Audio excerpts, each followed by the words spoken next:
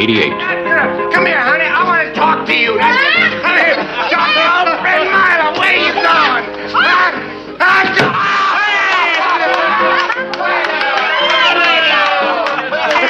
You tricked me that time, Chiquita, didn't you?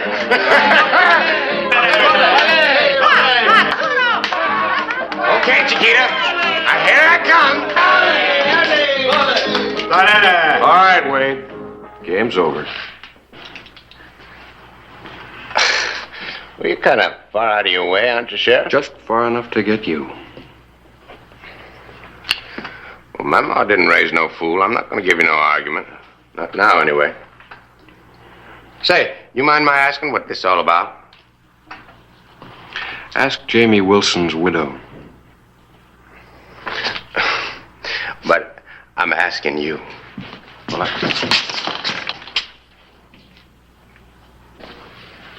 Hey, you're kind of jumpy there, Hollister. Now, you know that I always travel alone. I like it that way. Well, that's good, because that's the way you'll hang.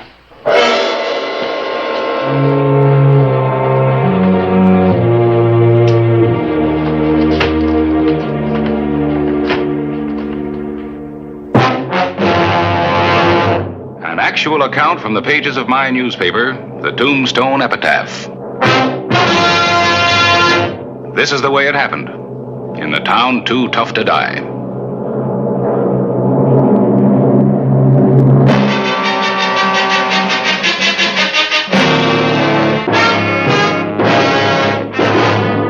Tombstone Territory.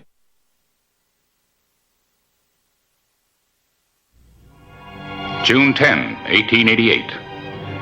The shortest route back to Tombstone was skirting the Chiricahuas. Small bands of renegade Apaches were suspected of being holed up in the area. Say, what do you say we have a little water? I'm dry as a horny toad.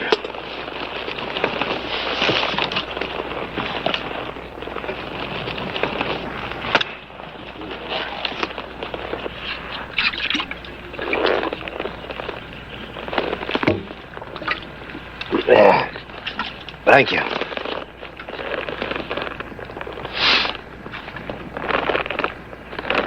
What are you looking for? What's so fascinating back there? Well, now, you just know that this is Apache country, you know, and, well, if they was to jump us, I just wouldn't have no chance at all. What with my hands being ironed, you know, behind me like they are. Of course, it'd make it awful easy for you if that's what you want.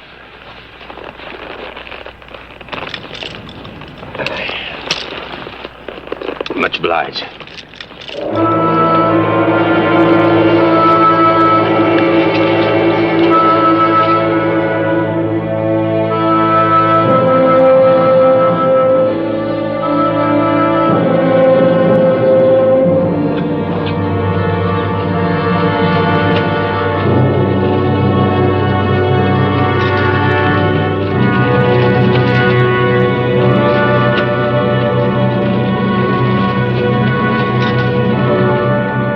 Late afternoon of June 10, 1888. Get off. We'll bed down here. About time. Just get away from the horse. You don't take any chances, do you? Would you?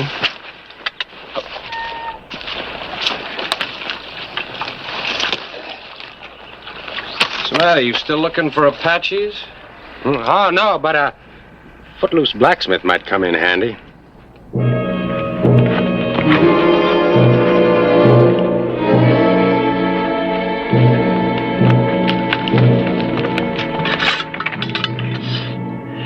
Hollister, you're a pretty good cook. One of these days you're going to make some gal a good wife. See how good you are at cleaning the dishes. Well, sure, Sheriff. Anything to oblige. Say, Clay, you know something been bothering me. How come you took me for killing Jamie? Well, to start with, you're riding his horse. That horse? Oh, no, I bought that horse. I got a bill of sale for him, everything. I lost it, though. But still, it doesn't seem to me like you got much to go on now, does it?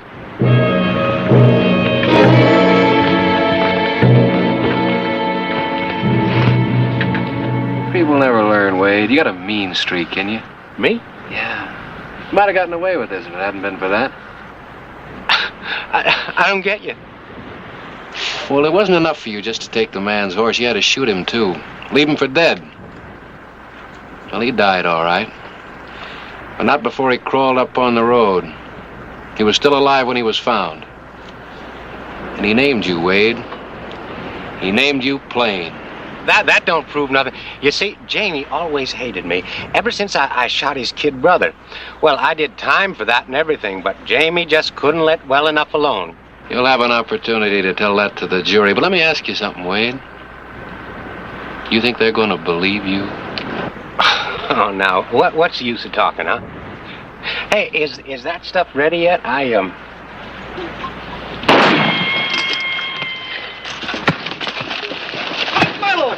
Stop it, you're gonna kill him! Good boy, Seth. I knew I could count on you. Say, just a minute. Let me get these things off. I'll be right with you.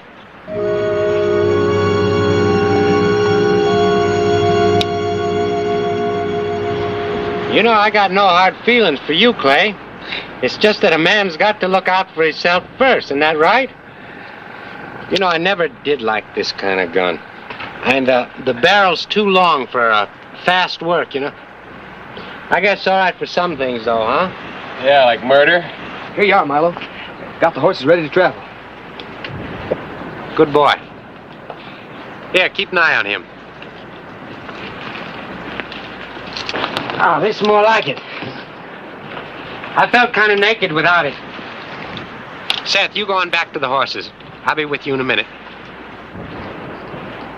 You getting ready to give it to me like you did Jamie? He lived a good 6 hours. You'd have enjoyed watching that. Well, go on. What are you waiting for? You ain't gonna shoot him, are you, Milo? No. Now, what gave you an idea like that? No, I'm just going to make sure that he doesn't follow us right off. Well, if we take his horse, leave him and get back on him. Hey, I know what I'm doing. Here, you take these cuffs, put them on him. Oh, Clay, would you mind putting your hands behind that tree?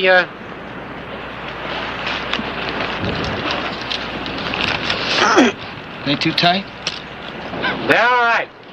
Go on, get down the horses.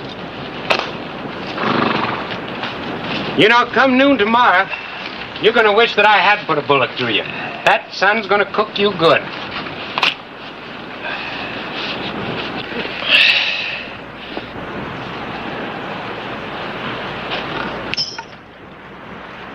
Come on, kid. You got a mind like an Apache involving your brother in murder. Now, not even an Apache'd sink that low. Milo ain't never killed nobody except in a fair fight. You lawmen just got it in for him. Can't leave a man alone. 6 years ago, he killed a boy about your age, Dave Wilson. Milo told me about it. Wilson drawed on Milo first. You done a good job on him, Milo. Maybe you will have hanging company after all. You shut your rotten mouth. And nobody's got nothing on the kid. Nobody's going to hang. Come on, Seth.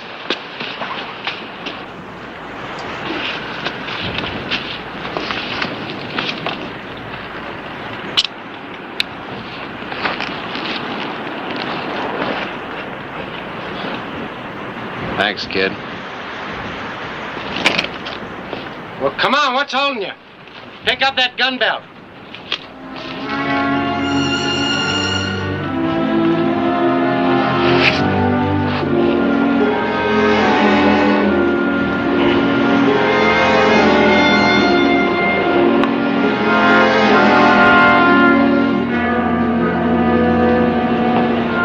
A hot desert wind greeted the morning of June 11. Howdy. Howdy. Nothing but no prospector. Say, you mind if we step down? Why, no. Glad to have a little talking company. You're right welcome to join me for breakfast. Well, thank you.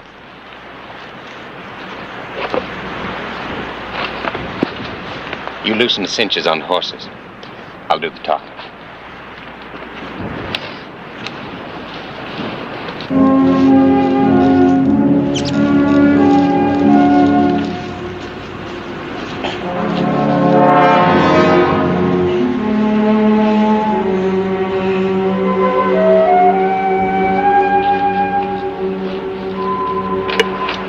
Folks keep telling me it ain't worth grubbing for this far south. Just wait till I get to that S there. I'll give 'em their comeuppance. Well, you got to admit, it is pretty far south for silver. Didn't say nothing about silver, mister. Ain't nothing else worth looking for in this part of the country. All you young'uns are alike. Think you know everything. Well, you're right about one thing. There ain't no silver down here. Well, you know, these hills been gone over hundreds of times. If there'd been anything here, it would have been found by now. That so? Sure, I mean, it's just common sense. You ask me, you're wasting your time. You ought to go up north. I understand that's where the big strikes are being brought in. Know-it-alls. Think nobody knows nothing except themselves. Whistle a different tune now, though, we bet you bottom dollar. Call that wasting your time, mister? I don't know. What is it? What is it? It's gold. You darn fool. What's it look like? Well, that's gold, huh? It don't look like much, does it? Don't hardly look worth bothering for. I mean, it looks just like so many rocks to me. That ore ought to run 20,000 to a ton. Richest ore ever seen. Don't they teach you fellers nothing no more? Well, I guess not, old-timer, because if I was to see a whole solid mountain of that stuff, I'd probably walk right past it. June 11, 1888. Clay Hollister was fighting against time as the broiling sun climbed in the sky.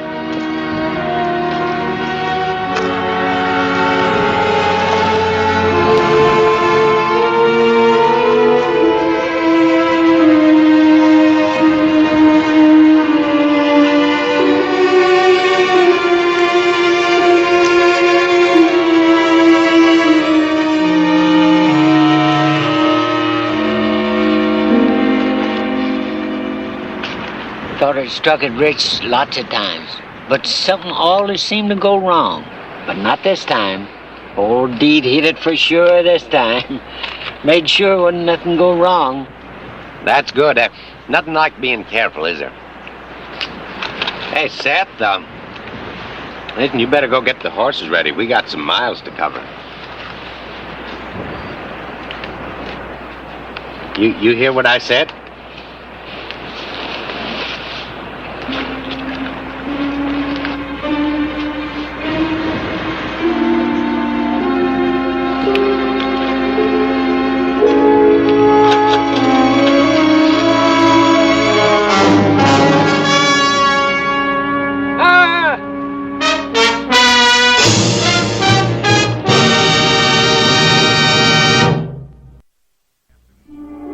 The afternoon of June 11, 1888.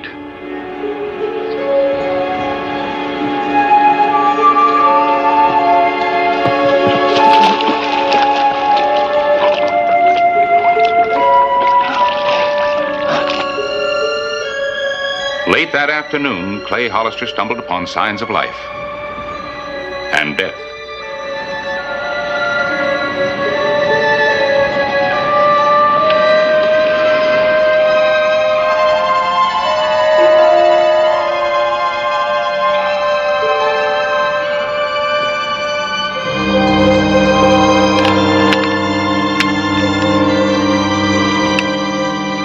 The night of June 11. Relax, kid. Now, come on. You better eat something, or you're going to lose your strength. Milo, I want to ask you something. Sure, what is it? How long you been lying to me about things? Lying to you about what? You know, like killing. The sheriff was telling the truth, wasn't he? You did kill that man for the horse, didn't you? Well, I guess you got to learn sometime. Yeah, I killed him. I did, but he kept asking for it, Seth. You remember how old Jamie was. Every time I'd see him, he'd start in with that murdering talk of his. You know, you're a killer, Milo Wade. They ought to hung you. One of these days they're going to string you up, and that kind of talk till he was driving me loco, so I just shut him up. But I shut him up good. I say that, I did. You didn't have to listen to it. Look here, Seth. Now, you and me is brothers. See, we're blood kin. Us two is all we got in this world. Seth, you just don't know how rotten folks can be to people like us. I mean, you got nothing in your genes, so they treat you like dirt. let me tell you something. I've had a plan for a long time now how I can beat him. Seth. You know what we're going to do? We're going to jump across the border into Mexico, and we'll buy us a place of our own, just the two of us, and we'll live a good life. No more running from people, no more wanting for things. It just... Maybe it'd just be better if you went without me, Milo. Without you? But you're my brother. I mean, all my life I've been worrying about you, Seth. I've been thinking, how can I make things good for the boy? You say, go without you? Well, no, sir. You call what you did doing things for me? Well, this is a tough world, and a man has got to twist what he wants out of it. I mean, otherwise you get nothing. You got to take what you want, so. Like you took from that old man back there? That? Well, sure. But what is wrong with that? I mean, an old man like that, you know, he's got one foot in the grave anyway. What's he want with all that gold, huh? Besides, he was just a stranger. What did he ever do for you and me? He fed us. Oh, now you're beginning to tire me, boy. Now, you're going to do what I tell you. You understand? And you're going to Mexico with me if I got to whip some sense into you.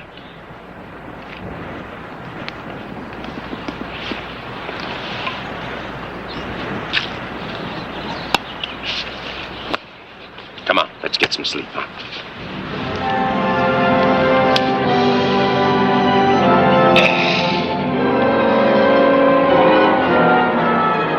Satisfied that his brother was asleep, Seth Wade made his decision.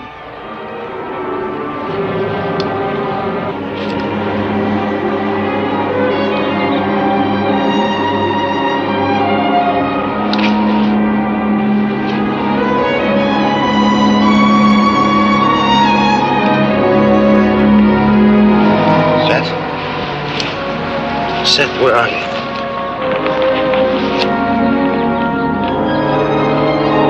Seth! Come back here!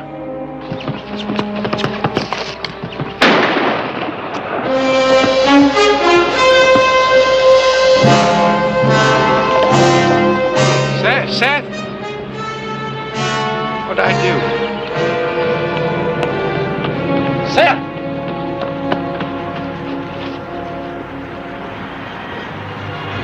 Early morning, June 12th. Seth Wade had regained consciousness. His brother's bullet had passed clear through his body. Now, you just take it easy, Seth. Oh, Milo will take care of you. Hurts. Stop it from hurting. I didn't Please. mean it, boy. You got to believe me. I wouldn't hurt you for the world. Here, let me have a look at it. But I couldn't let you go, Seth. You're all I got. Oh, it hurts. Please, let me die. No, you're not going to die. I'll get help, Seth. But you're not going to die. I promise you. Only those horses hadn't us spooked. I'll go for some help.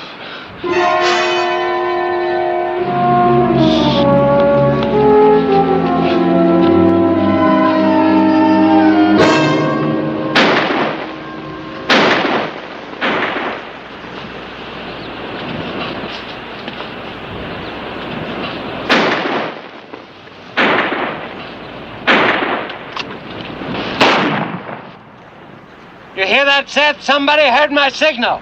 You just hold on, boy. It's not going to be much longer.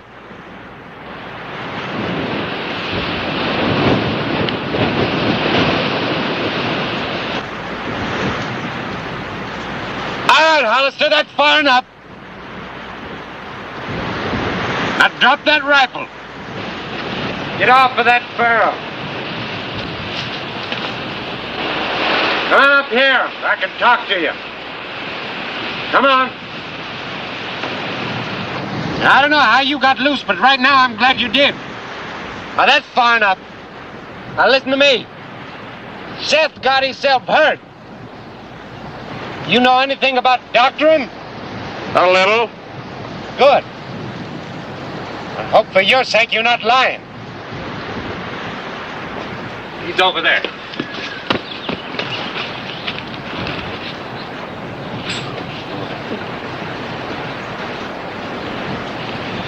How'd it happen? What difference does it make? Just do something, will you? There's nothing I can do. He needs a doctor. Listen, don't lie to me. I swear I'll kill you where you stand. Look, I'd help the kid if I could. You know that. Well, will you help me get him on that burro? Then I'll take him You'll into kill town. him if you do that. Did you do it? Oh, it was kind of an accident. All right.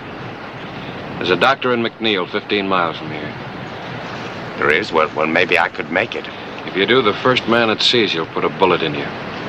You've been posted in every town for 50 miles. Maybe so, but I got to take that chance. Real fond of him, aren't you? Well, that's a fool question, of Well, you course. got just one chance to save him. I'll ride for help, but there's a condition. What's that? Give me your gun and wait here till I get back. What are you, out of your mind? Clay.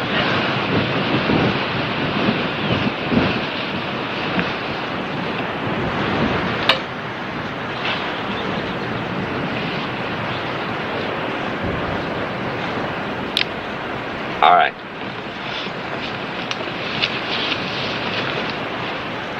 Ride.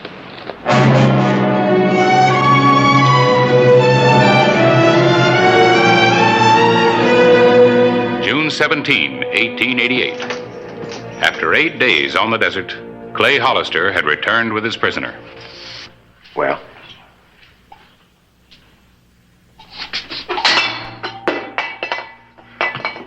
Now, come on, talk to me. How is he? Well, is he going to live? Yeah, but he'll never walk again. Your bullet chipped his spine. It did. Milo Wade began to realize that a slug from his gun had paralyzed his brother for life.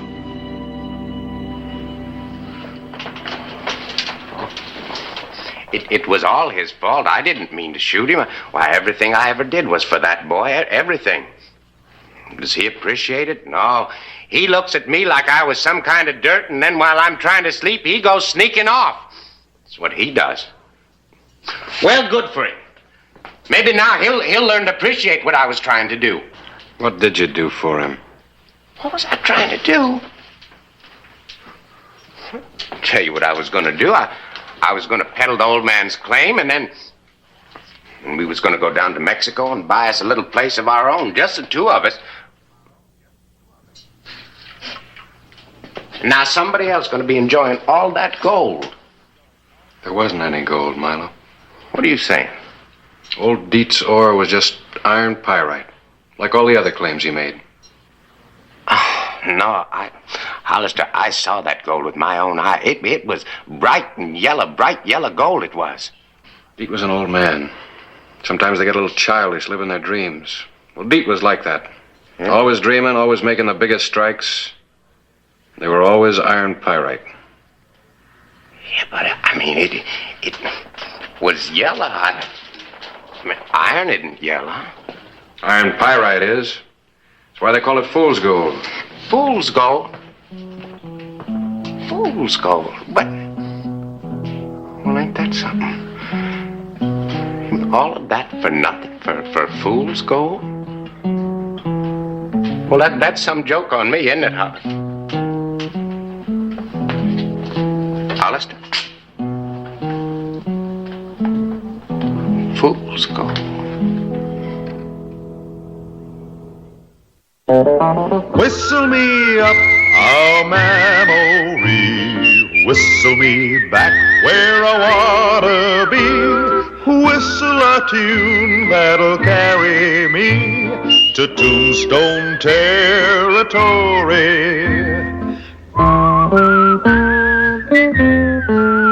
If your past has run afoul of the law, it's a handy place to be, 'cause your future's just as good as your draw in Tombstone territory.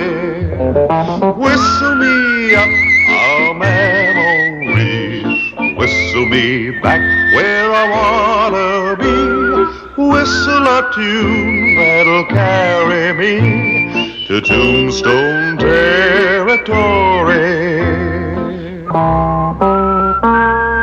Time one wave of lucky prospectors begins to calm down, a new strike is made. And Tombstone is bursting at the seams again, with new plutocrats making the most of it, and thugs and sharpies doing their best to separate them from their money. Nothing for Doc Cunningham to do here. No, just the coroner.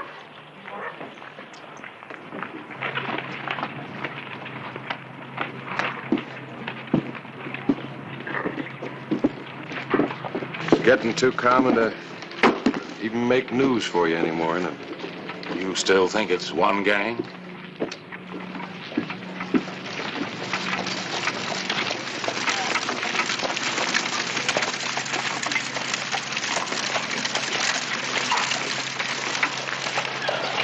Real pretty woman. And a real lady. I'm not so sure. About it being one gang, I mean.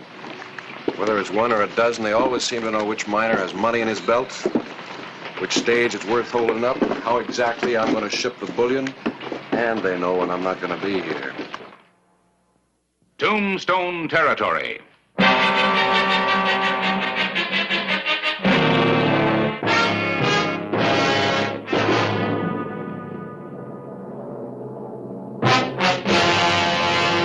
An actual account from the pages of my newspaper, the Tombstone Epitaph. This is the way it happened, in the town too tough to die.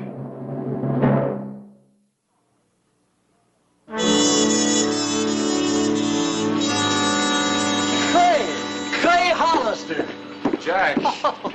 Month of sunny since I laid eyes on you. Sure is. This is Harris Clyburn, editor of the Epitaph. Hoodoo Jack Oliver. Lucky Jack Oliver.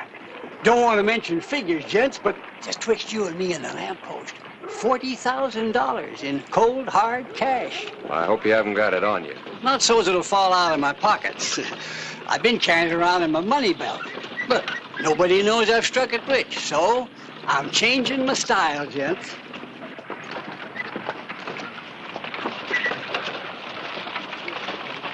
Get the idea? I hope not. Don't it say diamonds? I'm keeping my money on me. Look, Jack, don't ask for it. This sheriff's made you suspicious. After supper tonight, gents, I'm asking all my friends to meet me at Sam's.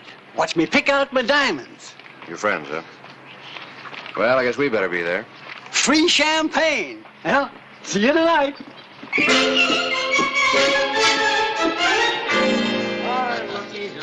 Well, Lucky Jack, how do you like that one? Huh? Only $1,800. $1,800. Well, they're all here. Keep them coming, Sam. I'll take that one. How much? $4,200. $4,200. And somebody fill up this mug of mine. Oh, boy. How do you like that one? $1,800. $1,800.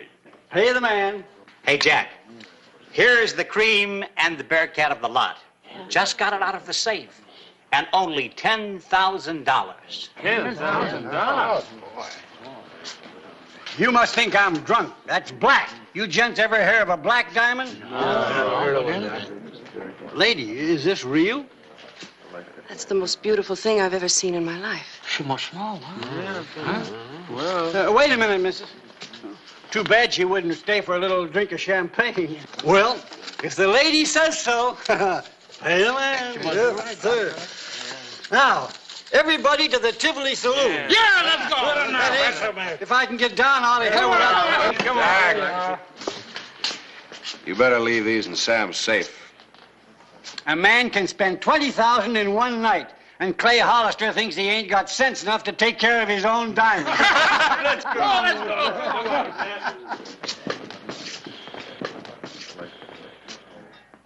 Well, they say there's a Providence that looks out for fools and drunks. Yeah. Well, just in case Providence is sitting down on the job, I'll have my deputies watch him, too. Lucky Jack Oliver, fourth stab victim in week. Well, I guess I need some new deputies. Lucky Jack, huh? Looks like striking it rich was the unluckiest thing that ever happened to it. A knife again.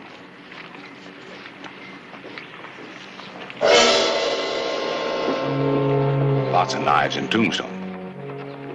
Yeah. See you later, Clay. I'd like to take a look at your figures, if I may. Oh, if you will, please. I've grown to depend on you.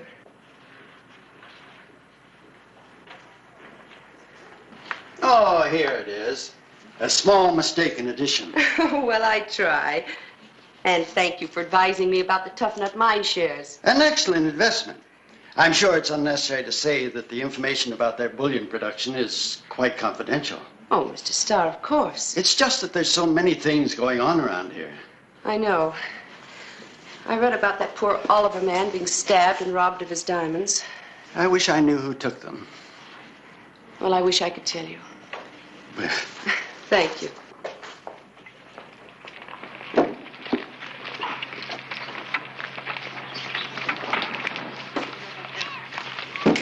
Do you have them with you? Bring them to my home.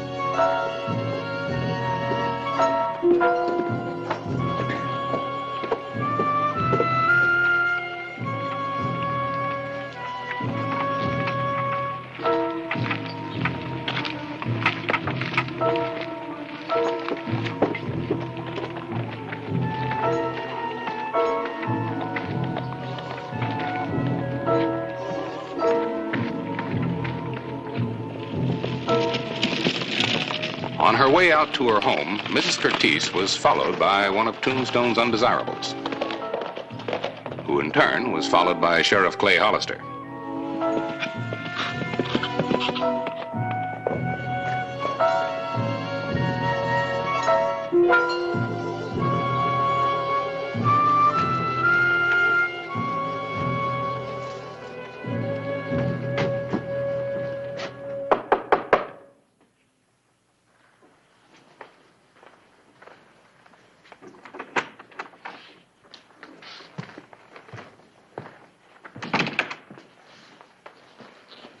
Give them to me. Yeah, sure. This is a real good haul.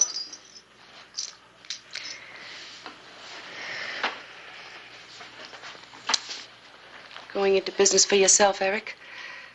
Where's the black diamond? I was looking at it. I just forgot to put it back. I always figured you were holding out. Now get out of here before I kill you. Look, Mrs. Curtis.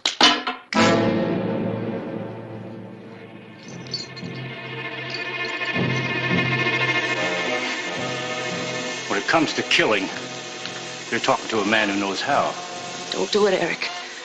You just had me killed now, so I have to kill you. You can have him. You can have anything.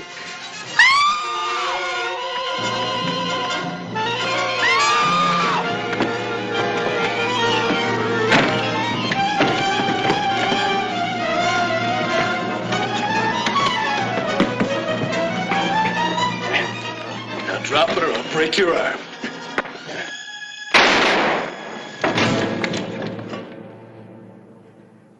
I thought he'd kill you.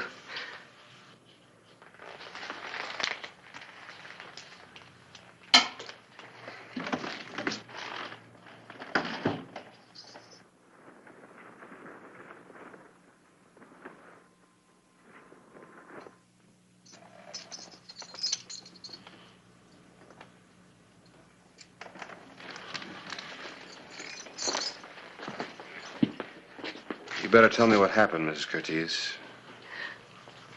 My husband gave me the gun before he died. I never thought I'd use it. Go on, tell me what happened.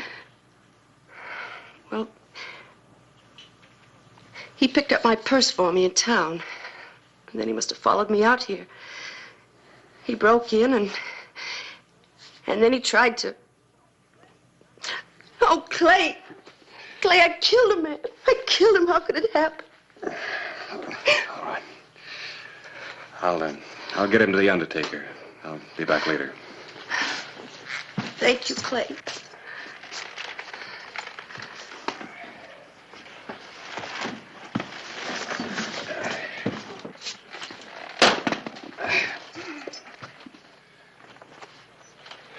This keeps up, we'll have more people in Boot Hill than we got in town.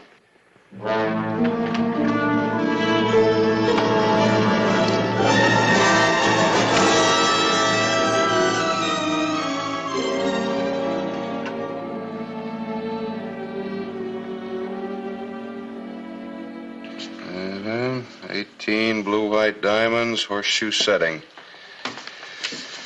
Well, according to Sam's list, that black diamond pendant is the only one still missing. Erickson could have dropped it when he murdered Oliver, or he could have hid it somewhere. Yep. Must have been a frightening experience for Mrs. Curtiz. Yeah, but I'm still wondering. Wondering? About those diamonds, about that gentlewomanly little derringer, and about why it was used. Mrs. Curtiz? Lucky Oliver was right. This sheriffing has made you suspicious. Could be. What are you going to do? Get to know a gentlewoman a little bit better. You know, I sure miss Erickson. But there's some satisfaction splitting 3 ways instead of 4. I still don't like one of an outfit killing another. Makes me uneasy. There's another thing I don't like.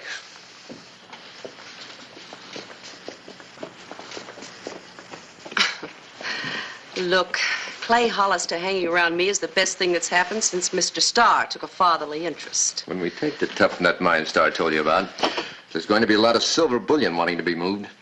And I'll take my usual shopping trip to Tucson. Now, you boys better go, huh?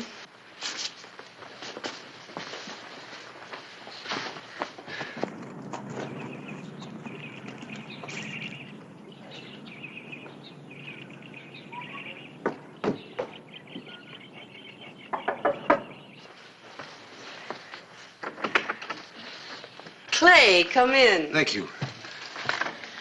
Oh, you look beautiful, Sarah. Well, thank you.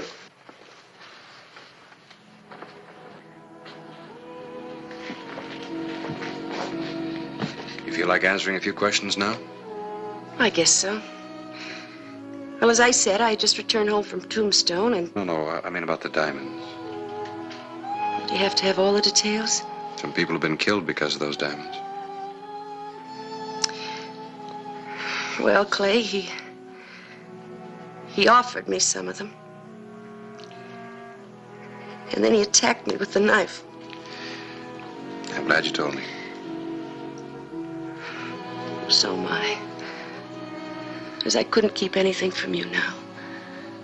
I never want to. Clay.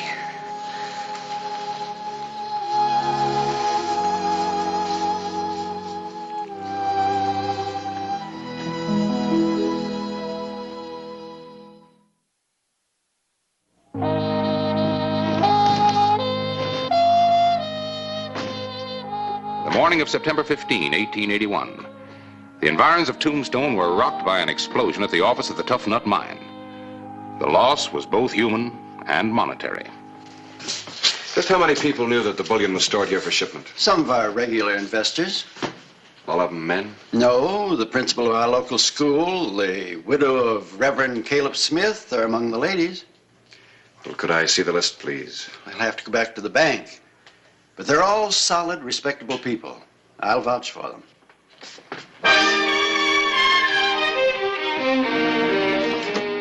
Here's a list of our investors, and I still vouch for them.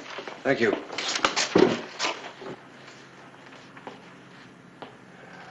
Yeah. Well, I guess I better have another talk with Sarah. Sarah, Mrs. Curtis, is on her way to Tucson. She goes there to buy her clothes. When did she leave? Told me she was leaving early this morning. Be gone 2 days. From what I've been hearing around here, I thought you'd be the first one to know. Well, her name's here, all right. But then so is the school principal and the widow of Reverend Smith and just about every other respectable person in Tombstone. Tell me, Clay, how are you going to arrest him? Wholesale or one at a time? Very funny. But your suspicious sheriff would still like to know why she shot Erickson before he could be interrogated. Any suggestion? September 17, 1881. Mrs. Curtis was due back from Tucson, and a troubled Clay Hollister rode out to welcome her and to again study the mysterious gentlewoman.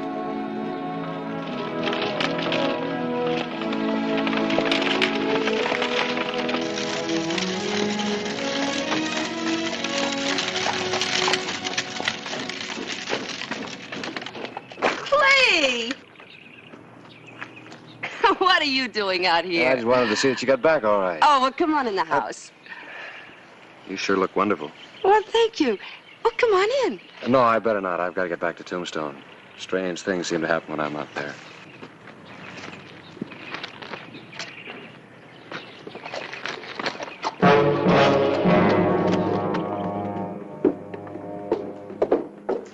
Personally, I think you're jumping to conclusions. Clay, you told me yourself she has imitation jewelry by the handful. A rare black diamond just exactly like the one Lucky got killed for? Maybe. And until you know for sure, at least give her the benefit of the doubt. Well, I'm going to make sure. The top knot's got another shipment of bullion about ready to go out. What are you doing? Writing you a headline. I'll give you the details later. You sure you want me to print this? Print it. All right. I'll print it. September 18. I had planted Clay's story, and the epitaph had avid readers. It's true. Production's been beyond our expectations. We're going to get back some of that money those scoundrels caused us both to lose.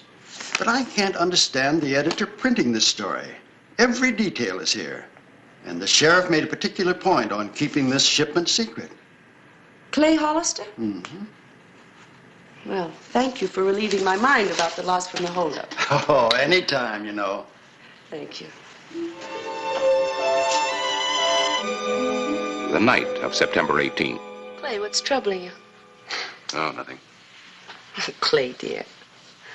Oh, I just don't like to upset you. All right, I'll tell you. Did you see that article in the epitaph about the shipment from the Tough Nut Mine? Well, I planted it. You planted it? You mean there isn't any shipment of bullion? Oh, there's going to be a shipment, all right, and a very rich one. But it isn't going out on the stage with my deputies. I don't understand. They're taking out a fake load. Anybody who holds up that stage will get empty boxes for his pains. I'm taking the real bullion on the back roads, plain wagon, all by myself. The morning of September 19, a reception was being planned for the deputies and Sheriff Hollister. No. I tell you, the deputies will be guarding the real shipment on the stage. Why would he lie to you? Because he knows. How? You'll have to kill him. Hollister? Not me. I still got some living to do. Let me'll take care of the deputies. As for Hollister, he's your lookout. All right, I'll look out for him. I have to.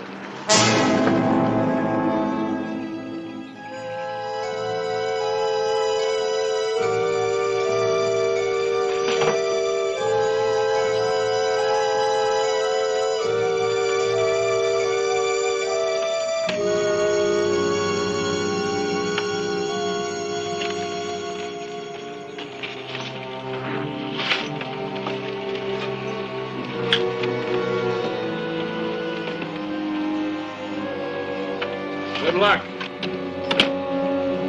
Get up, Rick. Up, Ned.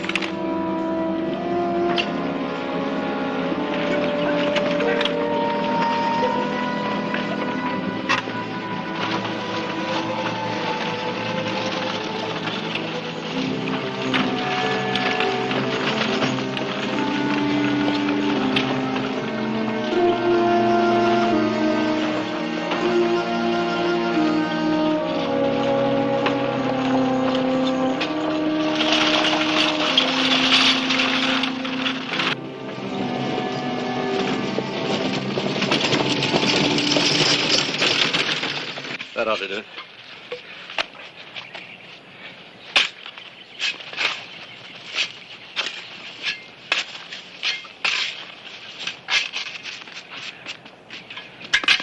Bullet in this piece of tin will set the dynamite off all right.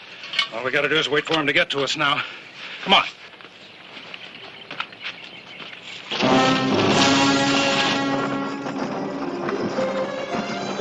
It was the last likely spot for an ambush. Sheriff Clay Hollister hoped he owed Mrs. Curtice an apology.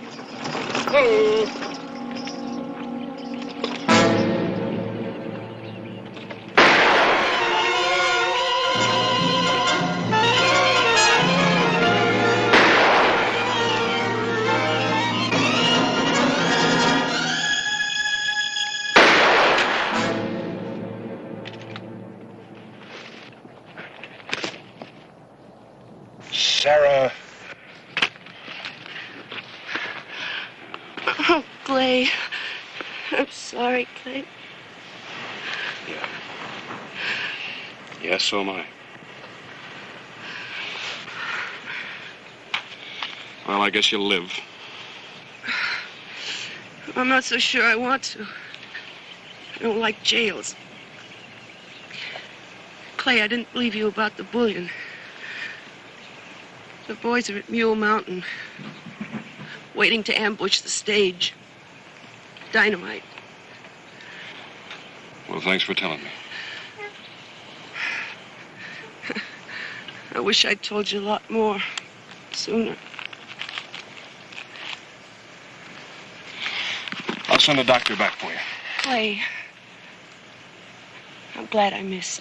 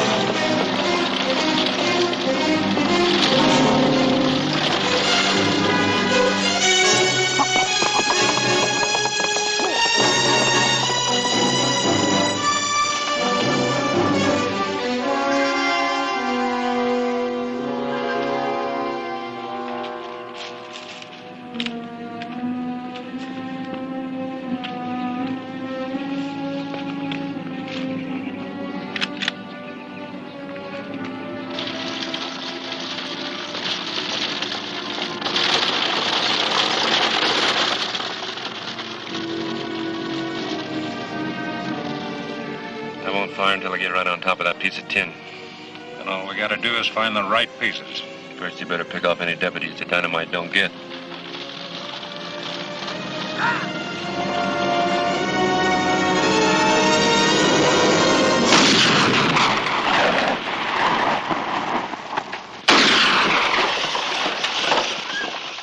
All right, drop the pistol.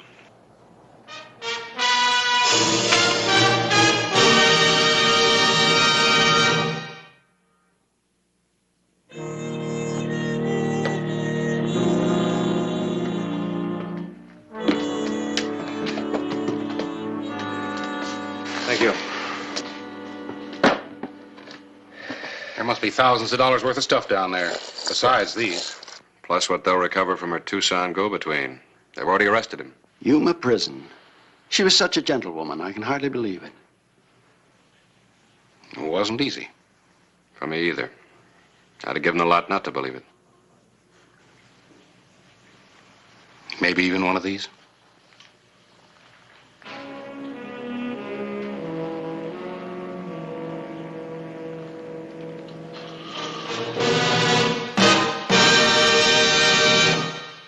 Whistle me up a memory, whistle me back where I wanna be, whistle a tune that'll carry me to Tombstone territory.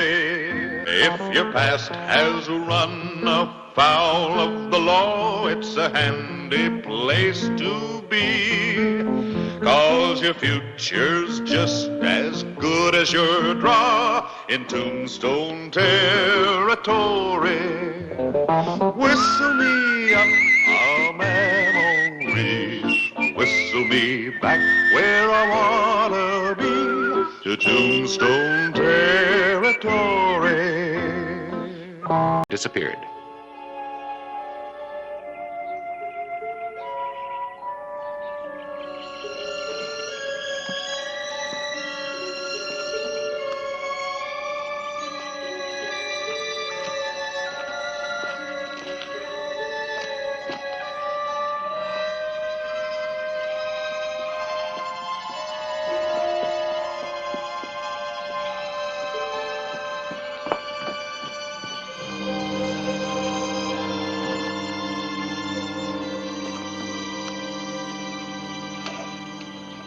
Any mail, Bert?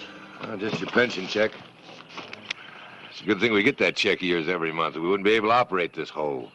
Yeah, it's been anything but a jackpot. Bert, give me a tenth of what I paid for my share of the mine, and I'll go back east where I belong.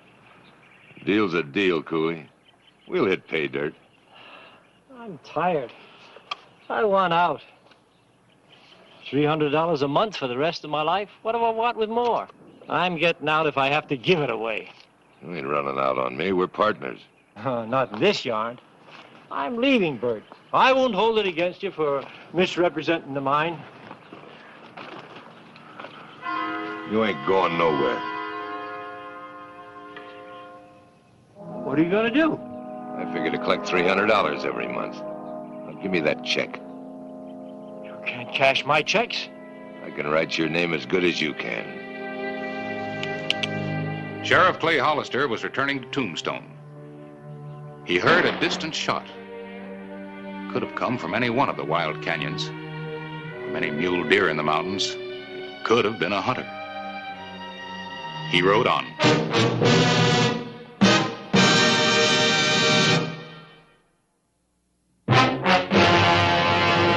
An actual account from the pages of my newspaper, the Tombstone Epitaph.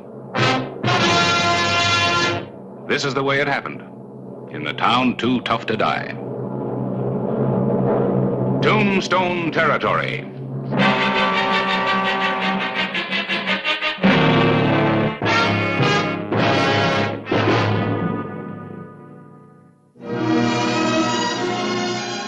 Late afternoon, August 12, 1881. I had a pretty visitor.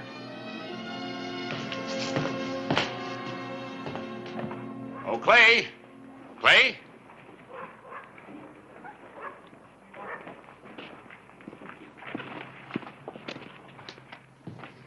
Oh, Alex, what is it? Come in a minute. What's trouble? No trouble that I know of. Miss Nancy Cooley, this is Clay Hollister. Miss Cooley. Hello, Mr. Hollister.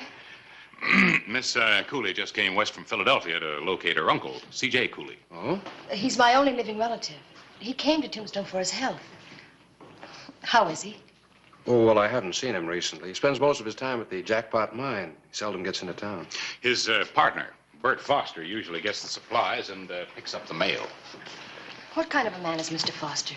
Oh, he's a gold miner, an ex-cattleman. I'm worried about my uncle.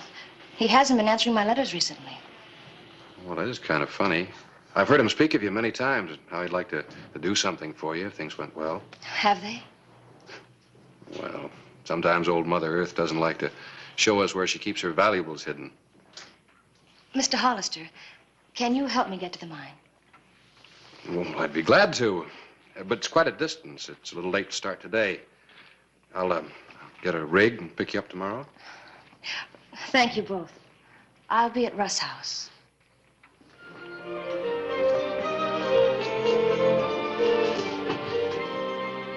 Thank you. Goodbye, Miss Cooley.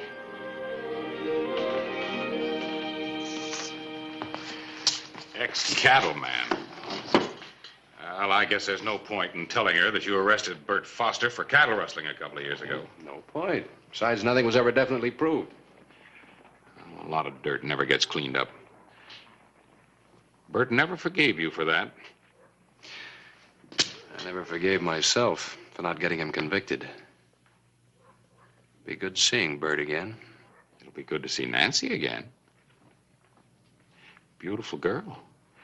Of course, you could send her out with one of your deputies. But I guess our sheriff likes his sheriffing. You could be right.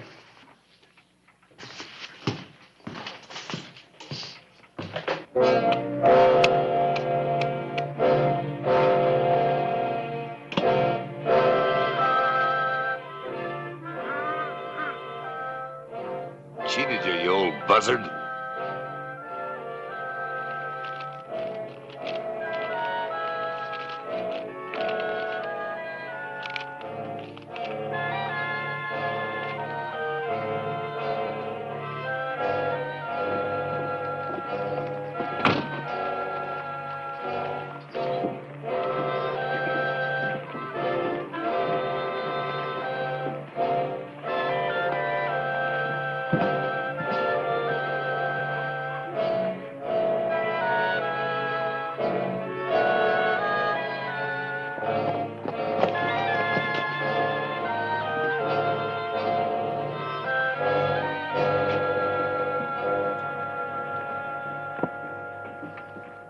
Call again.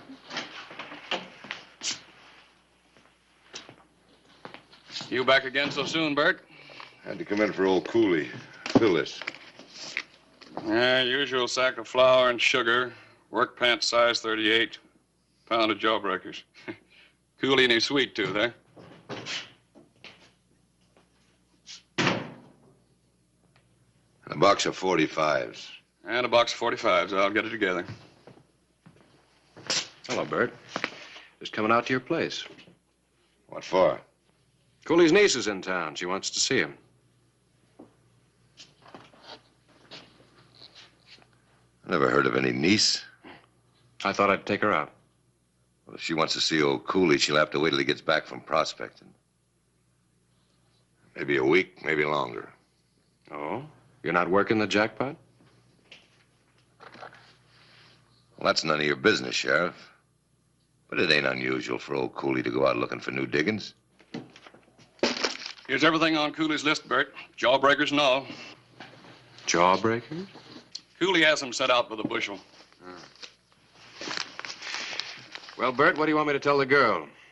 She may still want me to take her out and have a look around.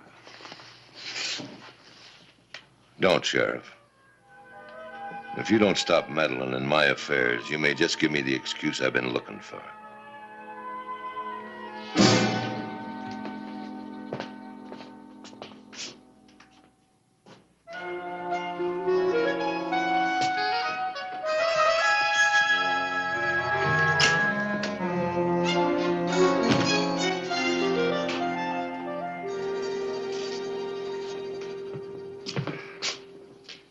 You all ready for the trip? Mm-hmm. I want to see more of Arizona. It's fascinating. Oh, that's good. And it won't be a waste of time even if we don't see your uncle. What do you mean? Oh, Bert said that he'd be gone for a week prospecting. Prospecting? Well, that really worries me. Unless his health is improved, he wouldn't be able to stand it. He doesn't need the money. Well, I heard he sunk quite a chunk of it into the mine. He still has a pension check, $300 a month for life. That makes him a very valuable asset to Bert.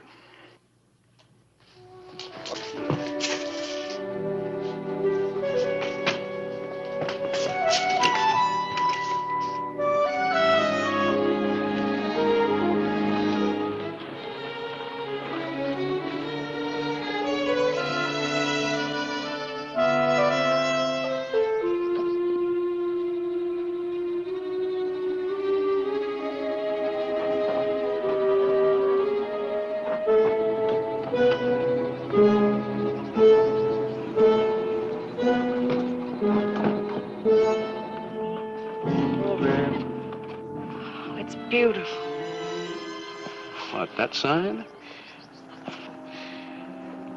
No, Arizona. Complete freedom.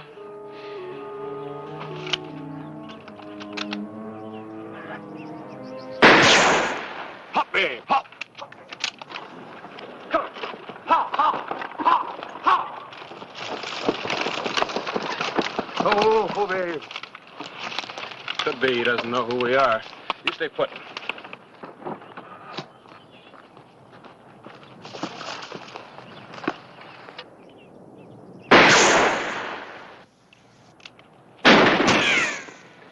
Hold your fire, Bert. It's Hollister. I'm coming in with Miss Cooley. Come ahead. Well, pitch the rifle.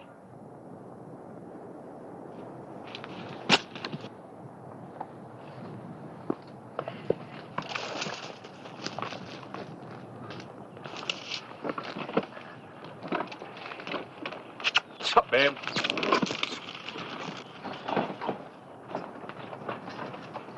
Oh, babe. I didn't know it was you, Sheriff.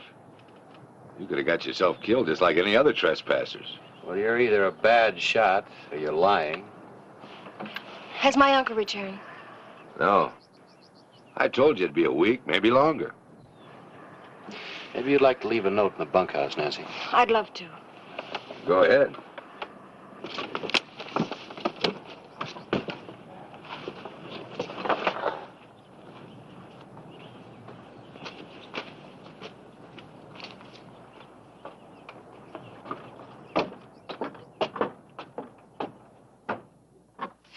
Seems just like Mr. Foster says. Yeah, looks that way.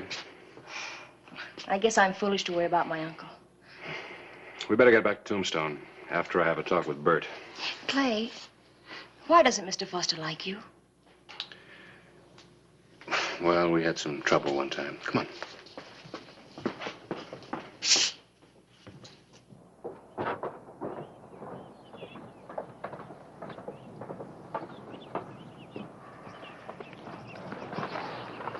Satisfied? Yeah, I'm satisfied that Mr. Cooley isn't here now. But it seems to me that if a man were going prospecting, he'd sure let his partner know where. Where do you think he went? Well, why don't you ask him when he gets back? I ain't curious. When he does get back, tell him I'm waiting in town. Well, he doesn't go to town anymore. Trip tires him out. Oh? But he's still strong enough to go prospecting for a week. Well, that's different. When you're after gold. Yeah. Anyway, miss, when I see him, I'll tell him. Don't you mean if you see him?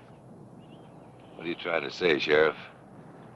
All I'm saying is that if Cooley doesn't show up soon, I'll be back to find out why.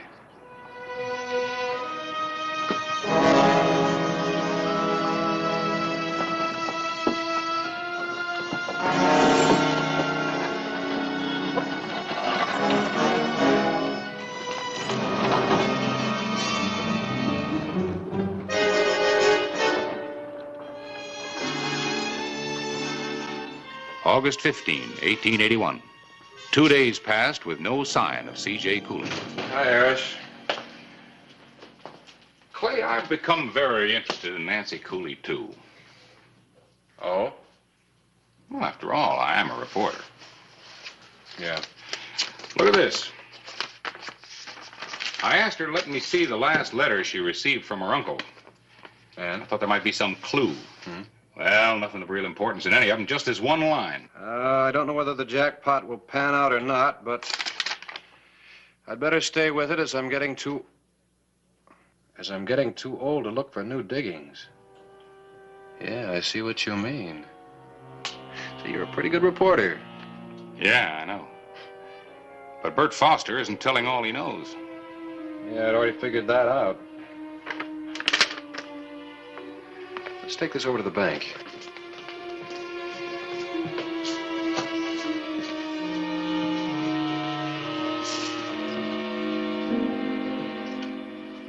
Mr. Bradley, did Bert Foster cash Cooley's pension check here a couple of days ago? Well, he does it often. Anything wrong, Clay? Maybe. Have you still got the check? Yeah, it was going east in the mail today. Let's see. We suspect a forgery, Jim. Looked all right to me. Took for granted it was Cooley's signature.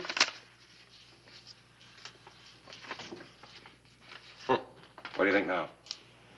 Does look a mite wobbly. Let's check it against his signature when he opened his account.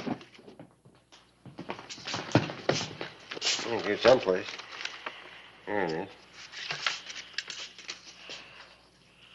Well, now.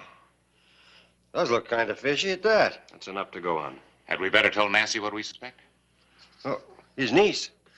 I saw her right out that way this morning, just as I was opening the bank.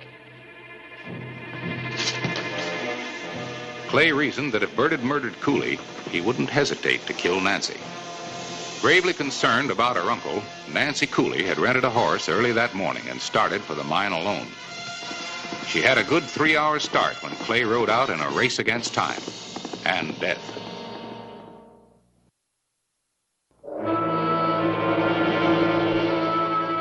Noon, August 15, 1881.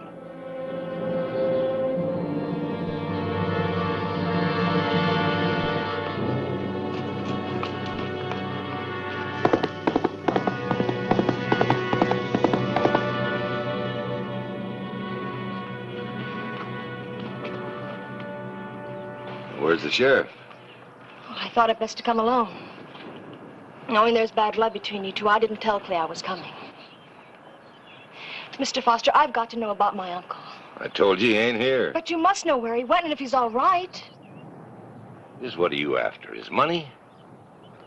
It's all sunk in that mine. This pension check ain't gonna do you no good, because that stops when he It dies. isn't his money.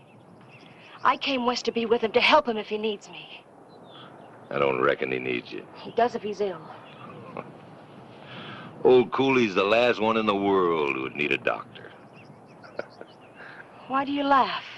Oh, it just struck me as comical. Slip of a girl like you riding all the way out here alone just because she's worried about her uncle. You don't ride very well either, do you? Why? What about it? That horse might run away with you.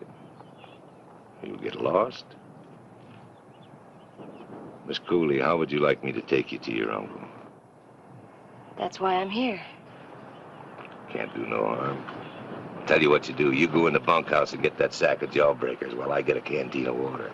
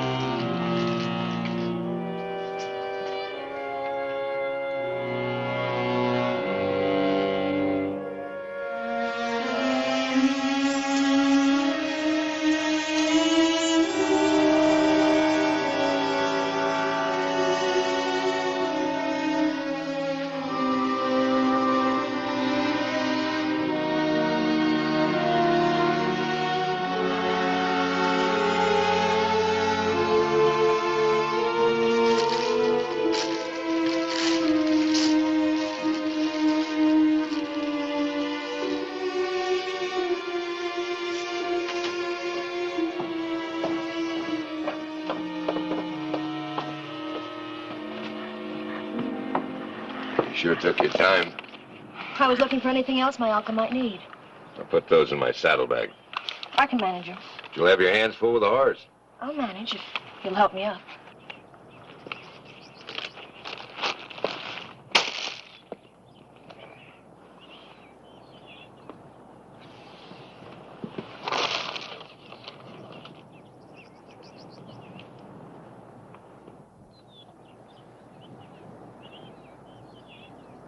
Where'd you get this?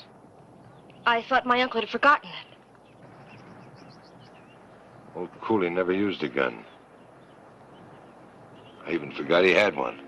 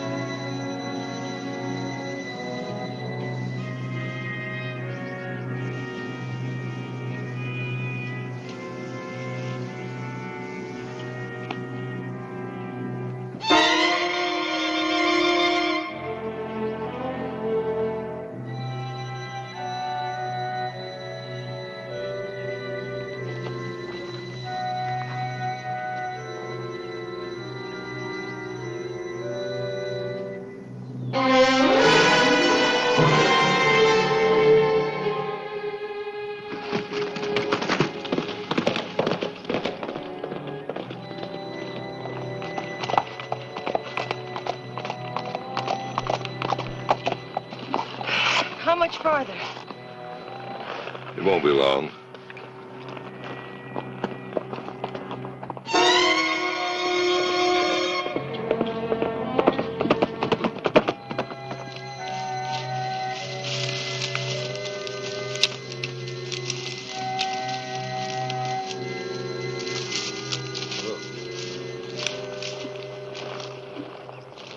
Where's my uncle? Get down. I'm going to take you to him. You're lying. That's right, I'm lying. What's happened to him? Tell me. He's dead. Dead. Now I'm going to have to kill you, too. Why? Because no one will know, and old Cooley's pension checks will keep right on rolling in. Of course, I'll make it look like an accident, like your horse ran away and you hit your head on that limb.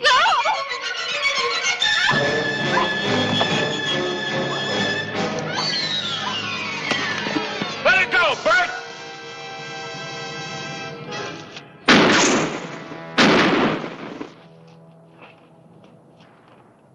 Let the girl come out.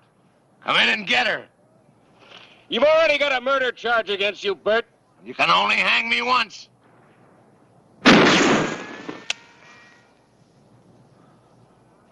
Come on out or I'm coming in after you. Come on in, but don't shoot. I'm out of shells.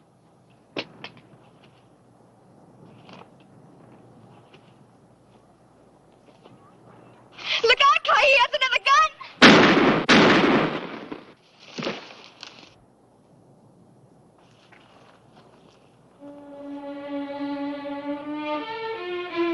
You old son of a gun.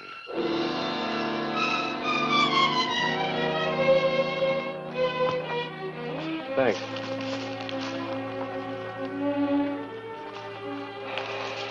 I better get him back to Tombstone. I'll come out tomorrow and pick up your uncle's things. I'll come with you.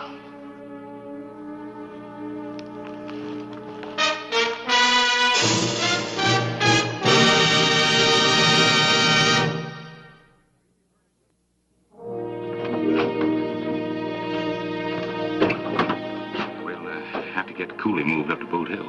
Yeah, I'll send the boys out tomorrow.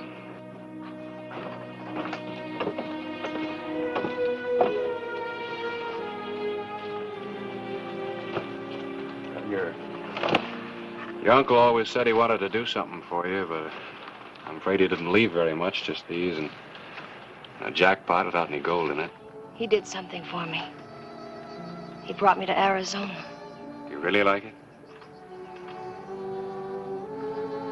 Then you're not going back to Philadelphia. There were a lot of people there, but I was all alone in the city. Well, I'll ride back.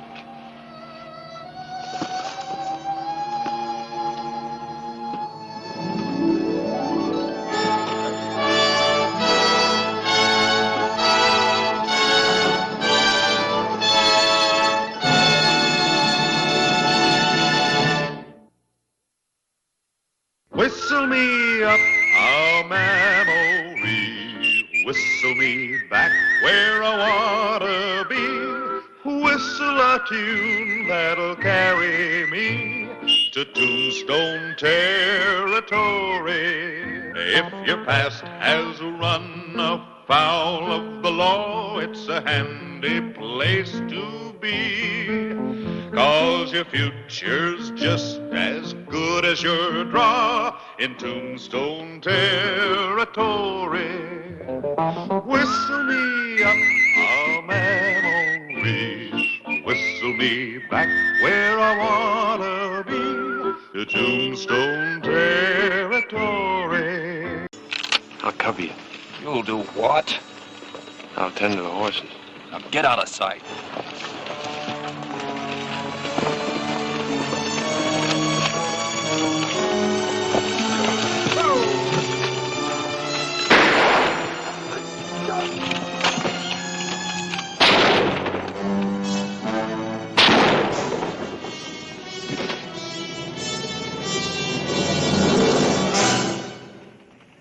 The box. Then keep your hands on those reins.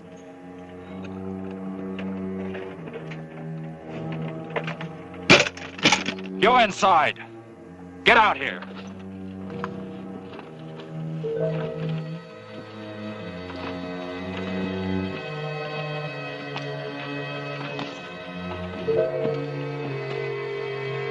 I want everything that folds, ticks, or shines.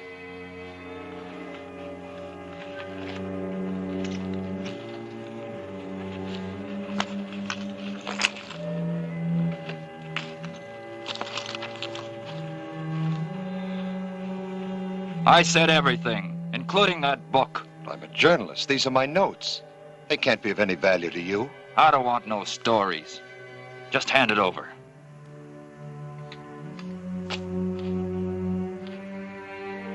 A writer is a man of great curiosity. Might I ask you a question?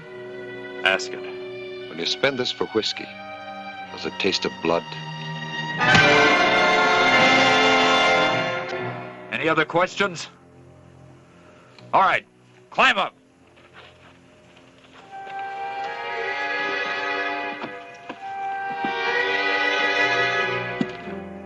I want to see dust all the way to Tombstone. Yeah, Robin,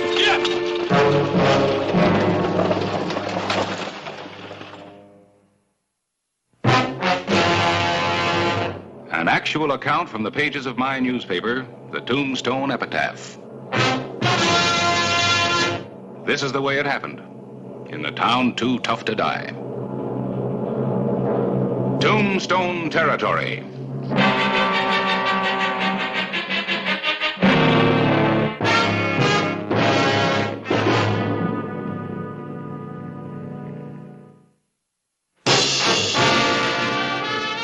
Didn't you get a good look at him, Dan? No, he was wearing a mask. I saw his gun, though. He shot the guard down quicker than you could spit and say howdy. Yeah. All right, folks. Thanks very much for the information. You're not going after him alone, are you, Clay? He's a killer. I'm not alone.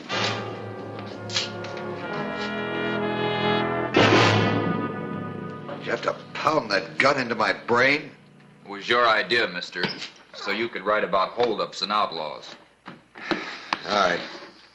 Here. As agreed, your fee. Better than we agreed. You got a killing. That guard should cost you extra. There it is, Sam. Crack it open.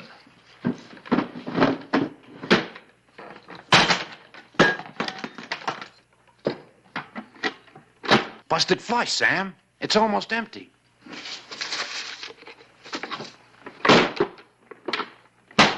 Oh! Sam, you're leaking pretty bad. Yeah. Too fast to travel. I'll need some clean wrappings and medicine. Well, I'll go to Tombstone and get them. They don't know me there. I'll go with you. I want to see how the law works on a stage holdup. Go ahead. You'll like Tombstone. Smoky town. Most every night there's a killing. Sure we can trust him, Sam? Yeah. 'Cause he knows dead men don't write no books. And just take one horse. Like you just found him half dead and picked him up. Let's go.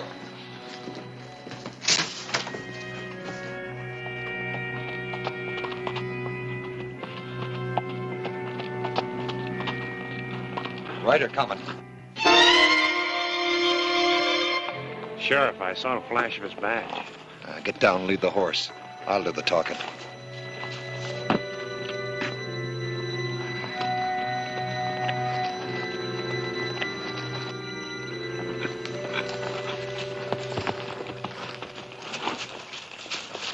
Oh.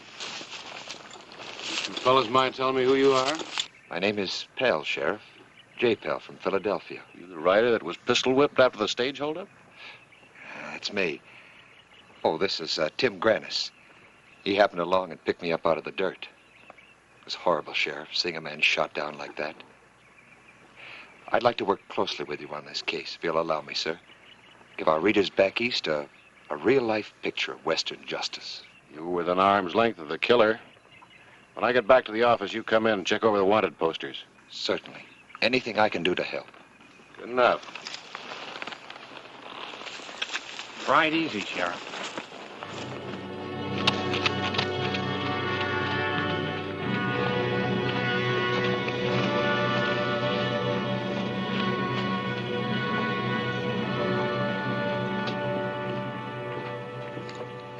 Here's the money for the stuff for Sam.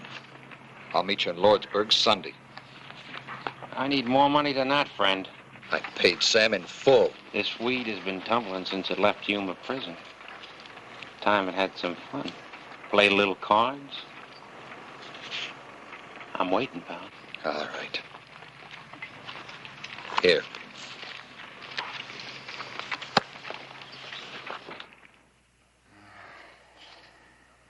Sorry, Sheriff. None of these. Well, thanks anyway. But, these are interesting. What we in the writing line call background material. Now, here's an example. Sam Crane, aged 42, wanted for the shooting of 14 men. That's more than most of your top guns. Do you know him, Sheriff? Some. Well, what was he like? I mean, 14 men. Did he have a fast gun? Maybe the fastest? How tough was he, really? He was a killer. Likely still is. I understand he just broke out of Yuma prison with the help of his younger brother. A real-life murderer. At large, out in those hills somewhere. I wish I could meet him. Why? The deadliness, the ruthlessness. That's the stuff legends are made of. It's men with pens, not guns, that make legends, Mr. Pell. That a compliment, Sheriff? No, just a fact. I suppose, Buffalo Bill, Calamity Jane aren't real people. Bill Cody got famous for slaughtering cattle and wearing long hair. Poor old Calamity. But they are famous. For things they didn't do. What they're famous for never happened except in Ned Buntline's head. Little man with a sharp pen and an inkwell full of blood. Oh, Harris. Hello, Clay. You want more complete information on Sam Crane? This is Harris Clyburn, editor of the Epitaph. Writer from back east, Harris, J. Pell. How you doing, Miss Pell? Privilege, Clyburn. Certainly be obliged if you let me browse through your files. Oh, anytime. Come on over now. Oh, thank you. Clay, I just dropped by to see if there was anything new on that stage holdup. Oh, not a thing. Anything else? Nope. Town's got its head on a pillow. Come outside, Ryder, man. I got a story for you. Not now, Tim. I'm busy. Don't pull any of your eastern airs on me. Excuse me, gentlemen.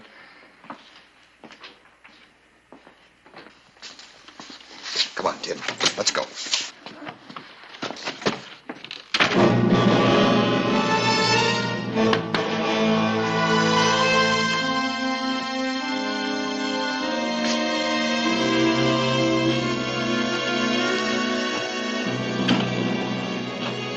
What's the matter with you? Lose your senses? Listen, Ryder, I need money. What for? I don't like the way they play poker in this town. I've been cheated, skinned right down to the white meat, but I got some tricks of my own. All I need is some cash and chips. What you need's your horse. Let's find him. This Hollister's a tough sheriff. Him? Why, he don't know what a man and a gun can do together. Me and Sam, Shut up, we... you fool. Now stay out of that office. Let's get out of town. This boy giving you any trouble, Mr. Pell? Trouble? Well, not at all, Sheriff. I guess I just didn't realize that out west here, when a man invites you to have a drink with him, you don't refuse. That ain't half of what you don't realize. Sheriff, why don't you get your nose out of our business? Now, cool off, Tim. I am indebted to you for helping me today. Here, have yourself some fun. I have an appointment with Mr. Clyburn. That's mighty generous of you, Ryder, man. Back to your pipe and slippers, watchman. See you later, Clay.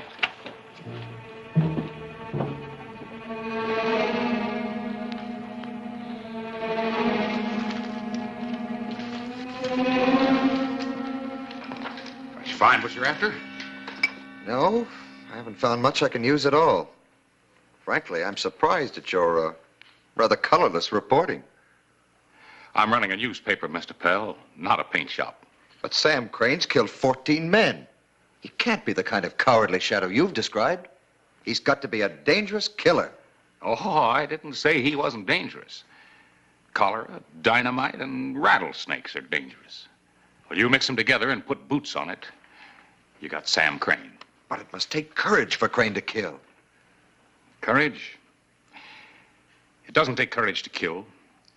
It takes courage to avoid a killing. Like your sheriff. Tell me this.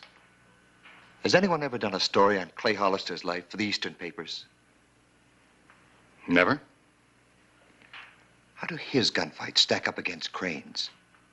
Just how many men has he killed? Mr. Pell, that's a piece of arithmetic you don't do around here. Not if you're Hollister's friend. What was that? You wanted to see him splashing on the local color? Come on.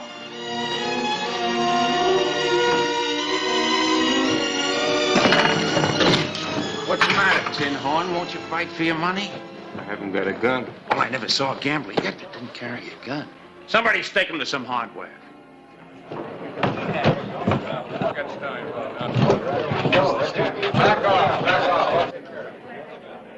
What's the matter? You all yellow? I heard that Tombstone was as wild as a half-skinned grizzly. You better put up the gun, cowboy. Well, if it ain't the sheriff.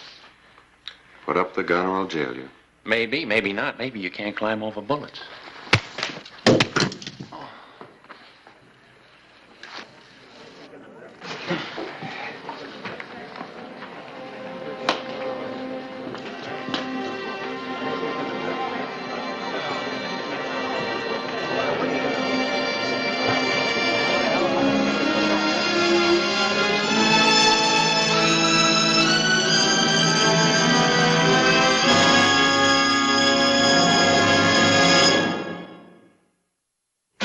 The afternoon of April 12, 1882. The one killing J. Pell had witnessed was not enough for the story he wanted to write. He was determined to do something about it. Sheriff? Hello, Mr. Pell. Sarah? You want to talk to your friend? Yes, I do want to talk to him. Go ahead. That was a brave thing you did, Sheriff. But he's just a green kid. Would you walk up to a real hard case the same way? Say, a man like Sam Crane? Well, maybe not just the same way.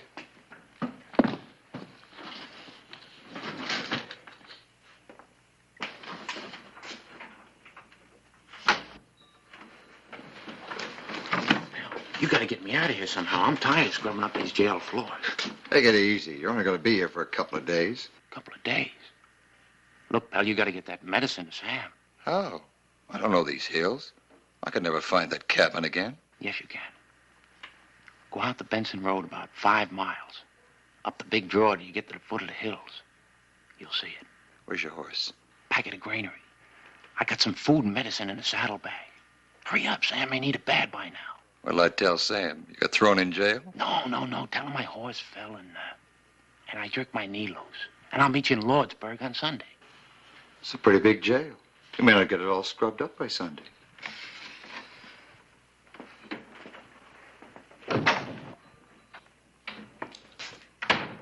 How is he? Breathing blood and thunder? I've seen more thunder come from a baby and a rattle. Sheriff, how'd you like to have enough money to own this town? And the mountains around it. What's on your mind, Mr. Pell?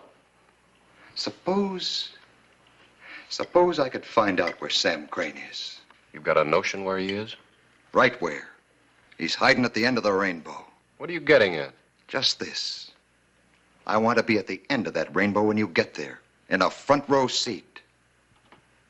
Sheriff, if I could find out where Crane is, I'd trade that information.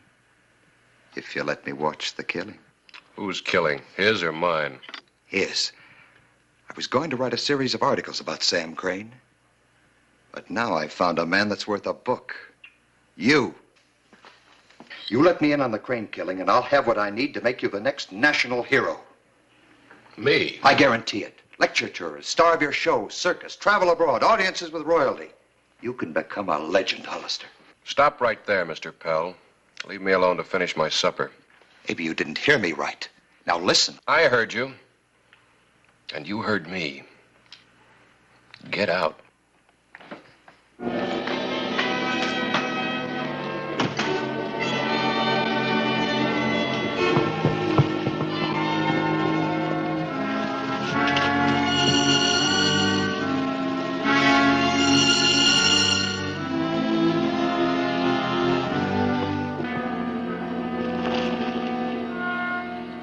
Where's Kirby? How come you found your way back here? You're okay, Sam? Wound healing? Yeah, I dug the bullet out with my knife. Where's the boy? Well, that's what I rode out to tell you, Sam. Kirby told me the way. That tin-horn sheriff jailed him. The law got Kirby? What for? Hollister claimed he was cheating at poker. He gun-whipped him, Sam. Beat him half to death and ran him in. Served him right, brainless kid. Pell, did he talk too much? I hate to say it, Sam. I'm afraid he did. At least enough for the sheriff to guess he knew something about the stage holdup. I knew it. I knew someday that kid in his mouth. The sheriff said he was going to keep him locked up until he told everything. Do you think he'll really talk, Sam? Like a coyote under the full moon. You know the layout of that Tombstone jail? Oh, yeah. And you want to see a real shootout? You want a dead sheriff for supper? Sam, you got away with this. You kill that sheriff and spring your brother. And I'll make them forget Hardin and Tom Horn.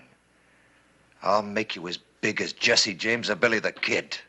That was just big enough to fit in a pine box. Come on, let's mount up.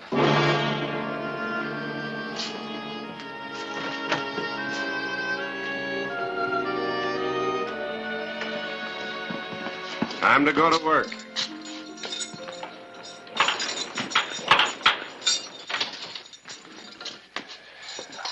After you get all this licked down nice, Quint here will find some more house cleaning for you in the office. I'd start waving them up.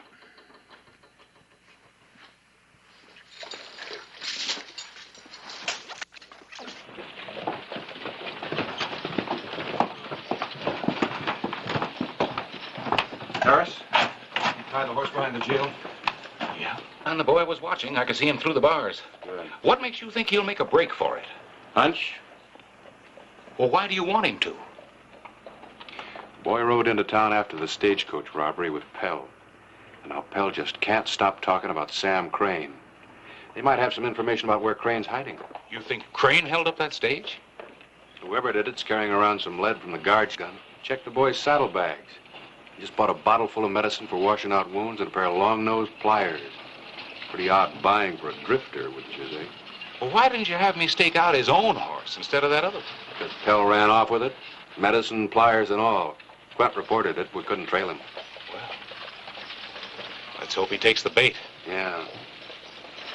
Quint's all primed. He'll drop like a rock. We better wait inside. He might see us here.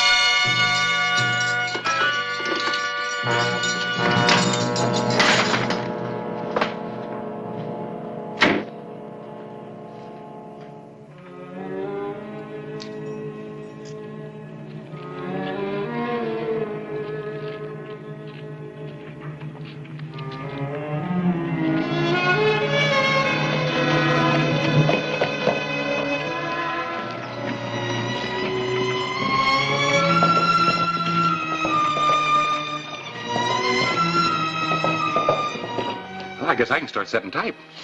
You better wait and see how the story ends.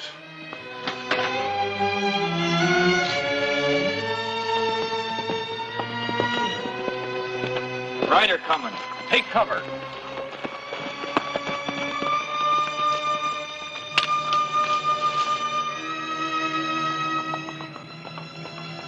It's Kirby.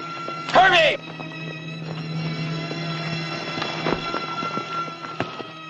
Sam, you're all right. You're riding. Yeah. How come you are? Well, I broke out. That sheriff had me swapping floors. I saw a horse tied out back, and I broke.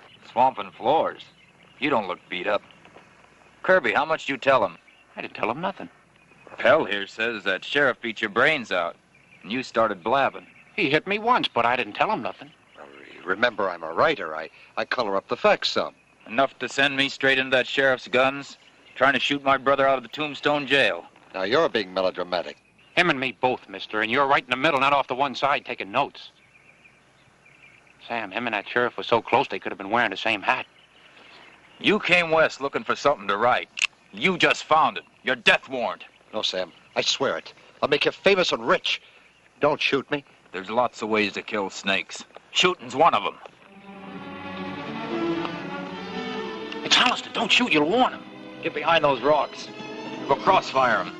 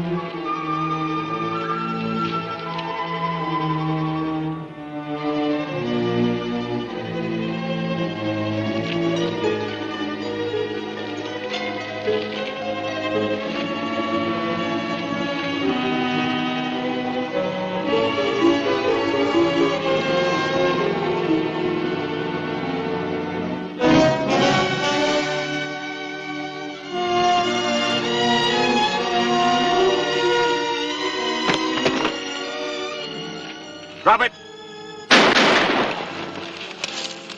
Sam! Sam, shoot!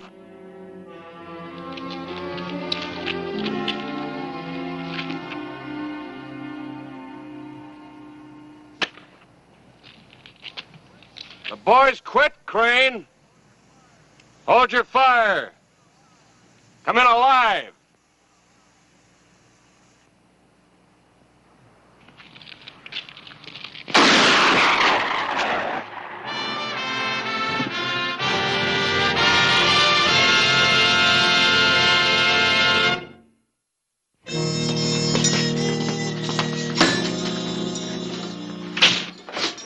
I knew you'd change your mind, Hollister.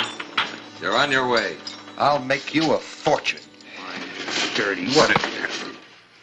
You and your blowhard brother. Coyotes. Coyotes kill sheep. Takes a man to walk into two guns and kill. A man like this. So you finally got your story, huh?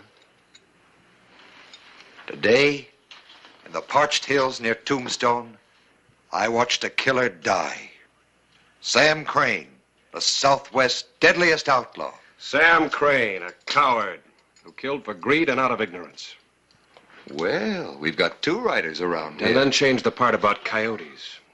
Coyotes are smart, like this one here. He decided to talk rather than hang. You mean about his brother's killings? Mm-hmm. Especially the last one, where Sam killed a stage guard for a fee paid by a writer gathering information on Western outlaws. That's a lie. You paid. And you'll finish paying with 10 years of your life for conspiracy to commit murder. In Yuma prison, you'll meet most of the outlaws in the territory. You can write their stories.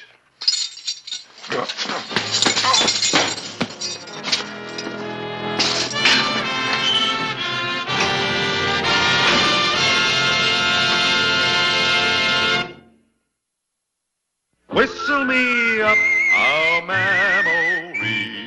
Whistle me back where I wanna be. Whistle a tune that'll carry me to Tombstone territory.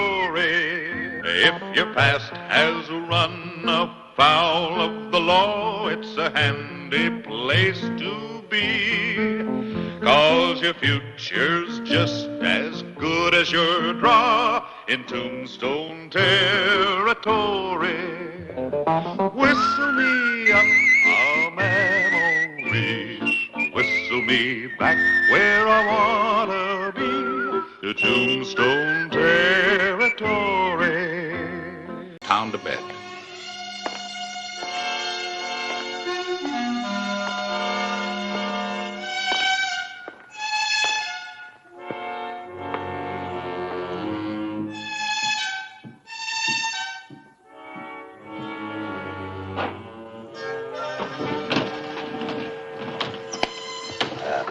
How you doing, Rusty? Good evening, Sheriff. Or is it morning? Straight up. Take the pick. Well, it's good morning. How's business? Mighty quiet tonight. Huh? That's just the way I like it. Quiet.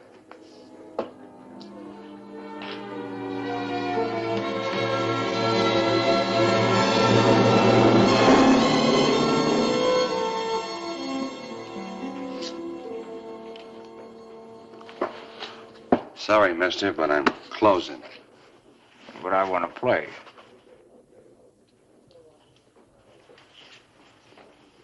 You heard me. Yeah, I heard you. How many chips do you want? No chips, just one hand, $100. It's your money. Yeah, that's right.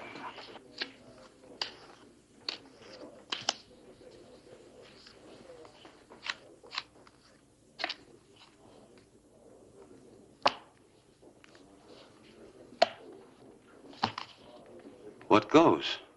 Like you said earlier, it's my money. But you lost. No. You dealt from the bottom of the deck. Listen, mister, I've been dealing here in Tombstone for 2 years, and nobody, never accused me. Maybe you're dealing your own tombstone right now.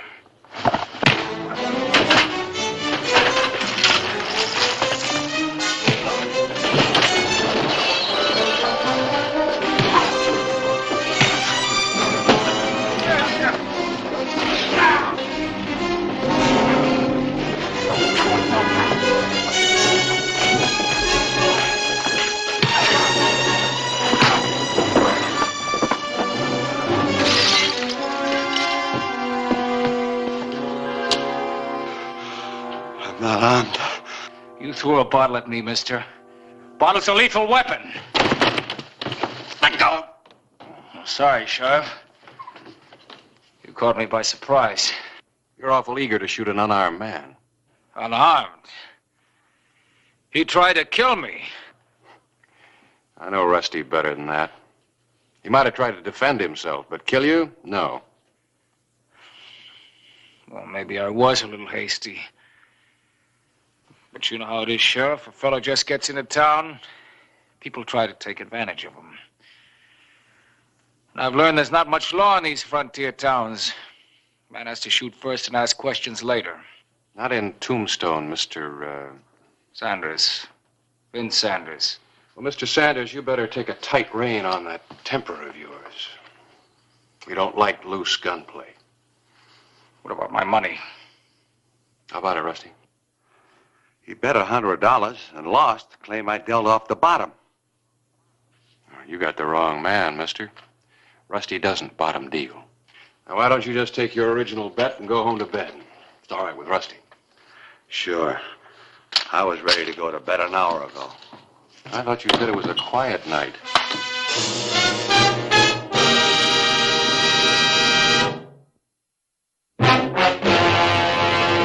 An actual account from the pages of my newspaper, the Tombstone Epitaph. This is the way it happened. In the town too tough to die.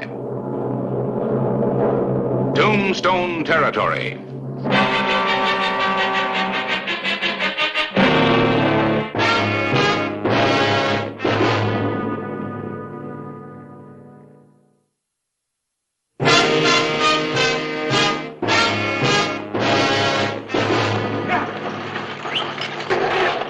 June 4, 1882.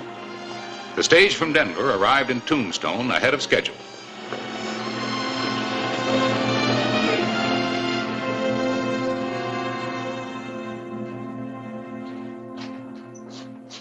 Oh, hello, Harris. Say, I thought you were going to meet the stage today. Isn't Bert McGraw due in? Yeah, I thought you might want to come along. Stage is due any minute.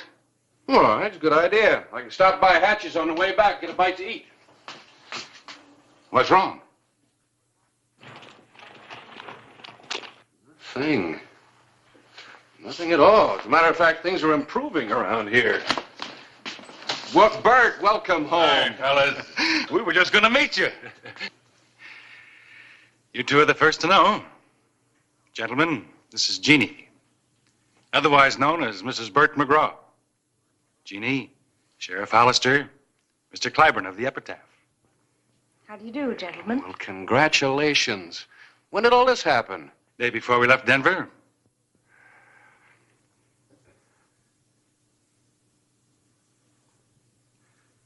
I'm afraid you're going to have to forgive the editor's staring, ma'am. It's just we don't have such pretty newcomers around here often. Congratulations, Bert. You're a lucky man. I think Harris is afraid he's just lost his best chess opponent.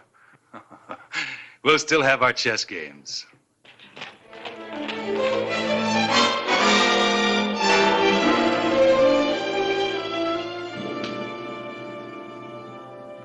I hope you enjoy living in Tombstone, Miss McGraw. Oh, I'm sure I will, Sheriff. We'll do our best to see that you do. Thank you. Come on, Bert. Help you with the bags.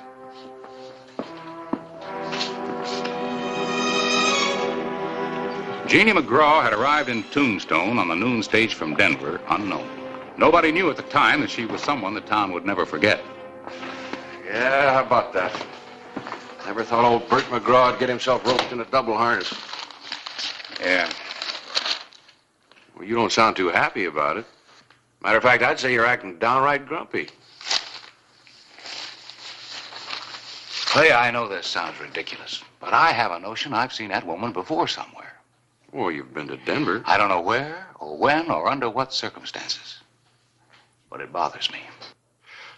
Well, you know, there's something bothers me, too. The way she was staring at that Vince Sanders across the street.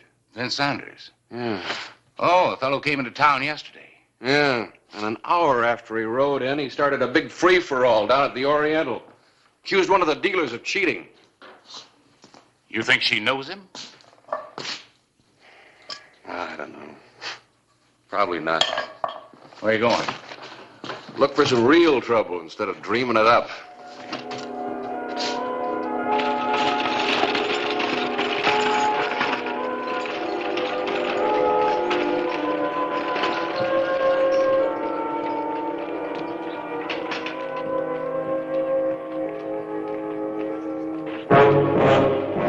Allow me, man. Leave me alone. You don't really mean that, do you? Sanders! Leave the lady alone like she told you. Just as you say, Sheriff. This time. Thank you, Sheriff. Oh, Miss McGraw, you know that man? But I'd rather not discuss it. Excuse me.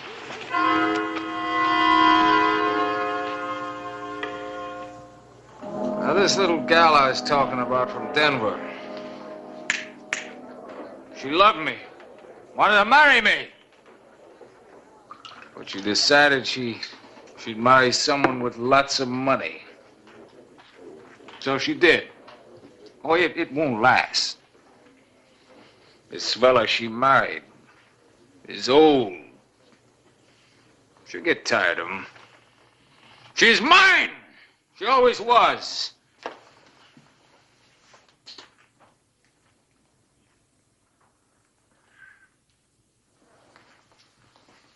Evening, McGraw. I thought the happy bridegroom would have lots better things to do than hang around saloons. I heard you were talking like that. All over town. Ain't you never heard of freedom of speech, McGraw? You keep that foul mouth shut, or I'll shut it for you. For good, you hear that? Maybe you'd really like to make something of it. You can't talk about my wife like that or bluff me either. Now, I'm warning you.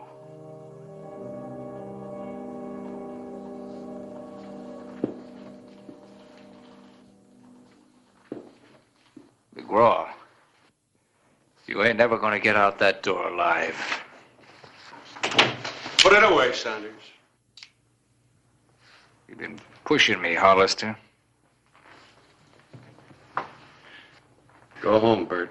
But look, Clay, I said go home.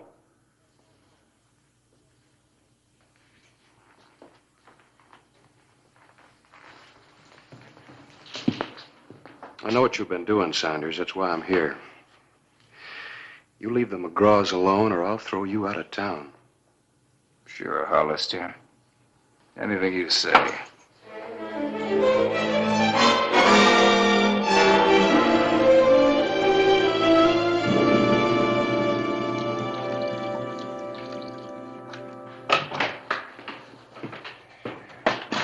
wanted to see me? Hello, Clay. Yeah. I heard about that run-in between Vince Sanders and Bert McGraw. Oh. And then I remembered where I'd seen Jeannie McGraw before. Where? Here, see what you think.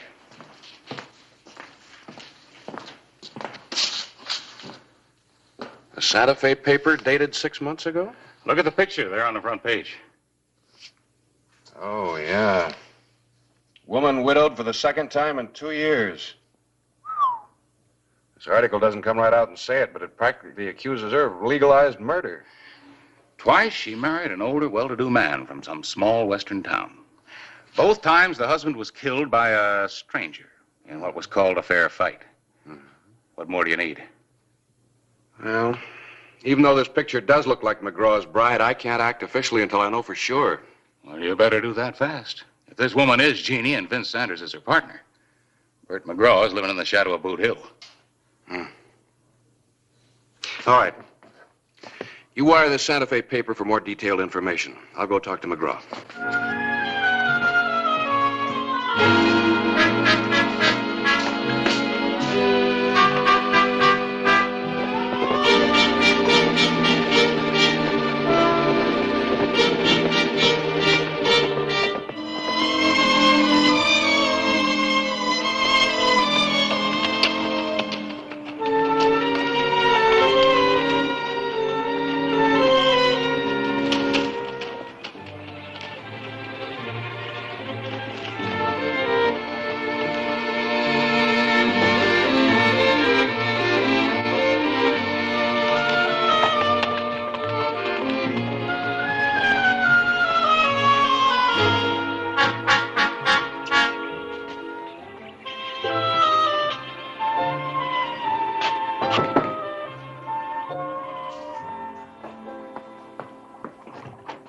Sheriff Hollister. Ma'am. Nice of you to come by.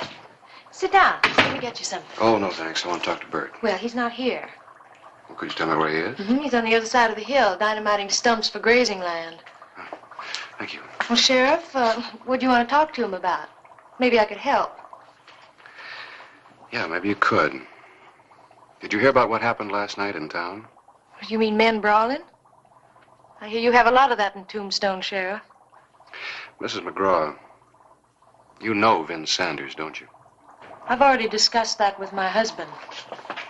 One more thing, Miss McGraw. I have chores, Sheriff. Mrs. McGraw, were you ever married before?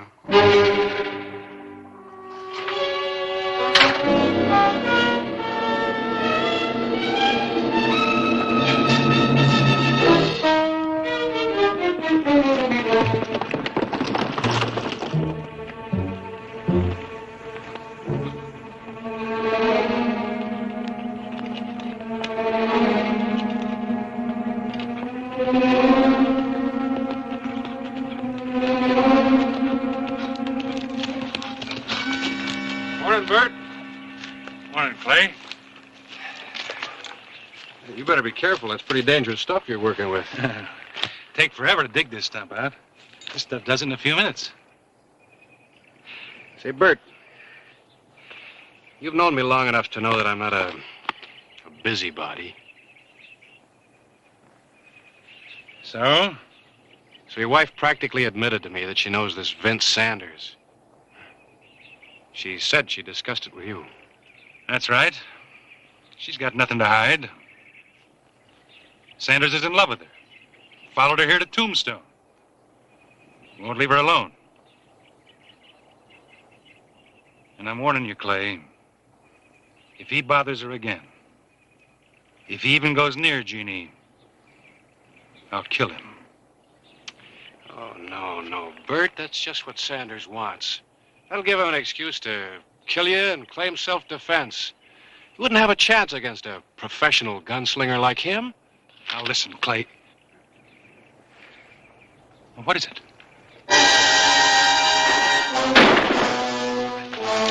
Somebody tried to shoot at me. Not you, the dynamite.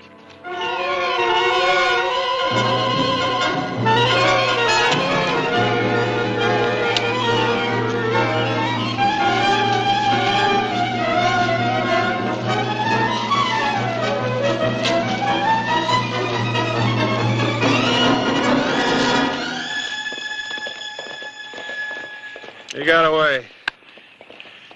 Vince Sanders, Clay? That's my guess. And he's out to get me now. Any way he can. So he can have Jeannie. Yeah.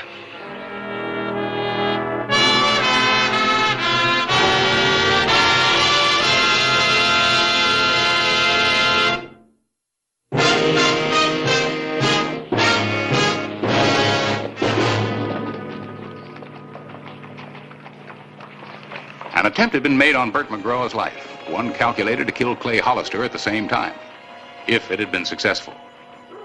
The sheriff of Tombstone had an idea as to the identity of the killer, but he didn't have proof. Harris, you got any answers? Harris! What happened? Oh, hello, Clay. Were you all right? Oh, sure. Perfectly all right. Considering somebody tried to bash my skull in. Who did it? I'd guess it was our friend Vince Sanders. I came in, found a wire from Santa Fe pushed under the door. I bent over to pick it up, and wham!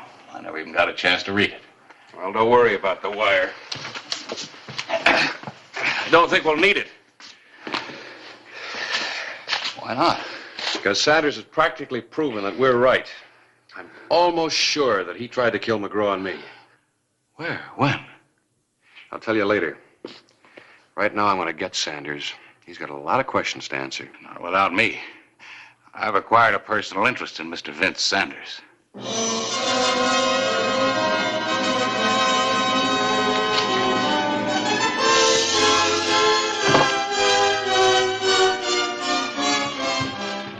Vince Sanders was a step ahead of us.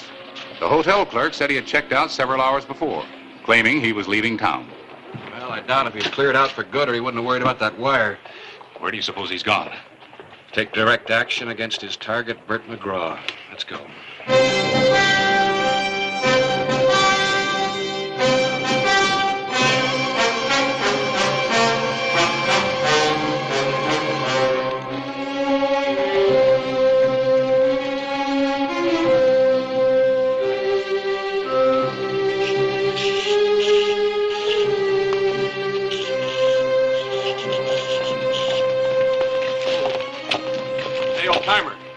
McGraw home?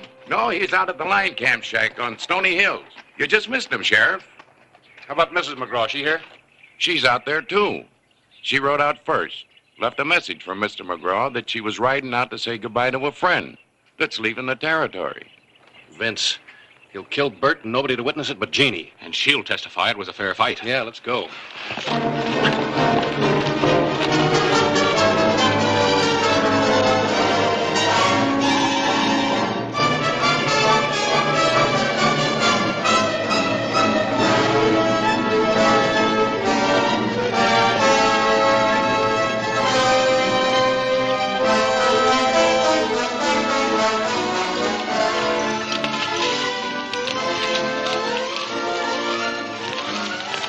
No sign of him. He must have been farther ahead of us than I thought.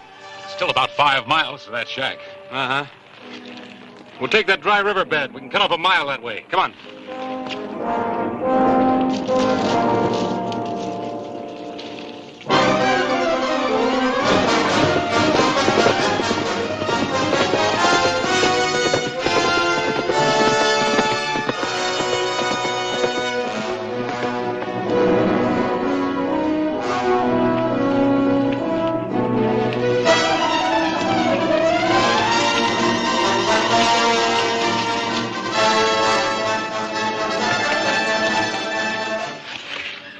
Looks like he got your message. Now he's gonna get mine. Vince, don't you mess with him. You shoot him as soon as he comes in that door. Don't you worry about me. You just stand right here so he thinks you're alone.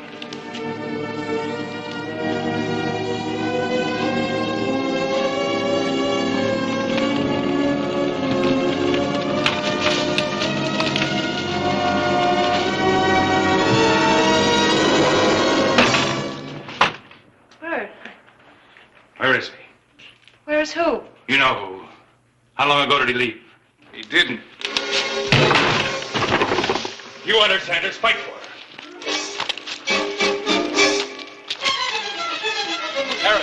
Cover me just a chance.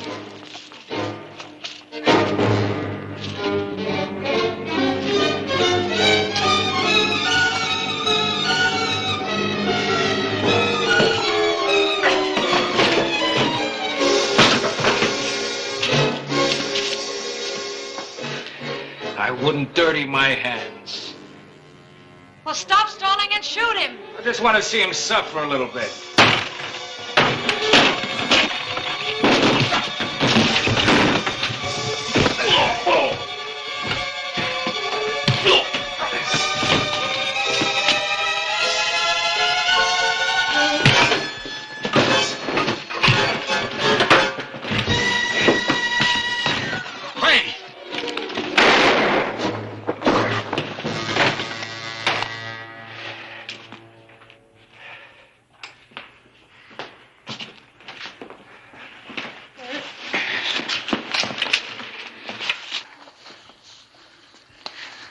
Bert?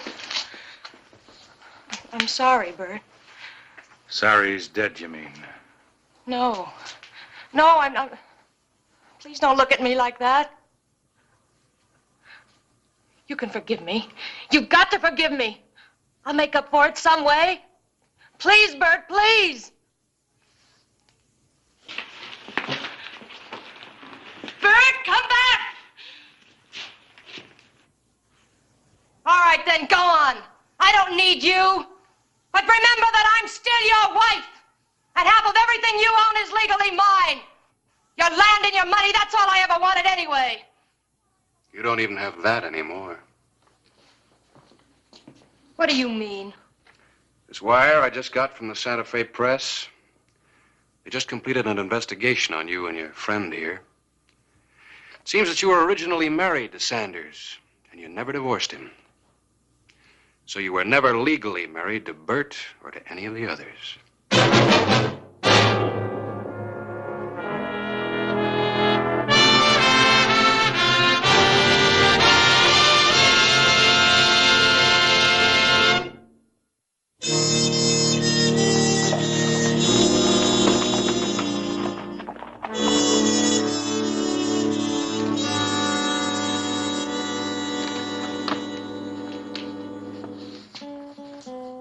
You're getting to be a pretty good newspaper man, Harris. What's so interesting out there? Bert McGraw. Oh, yeah. I thought he'd be snapping out of it by now. You need something to jar him out of it.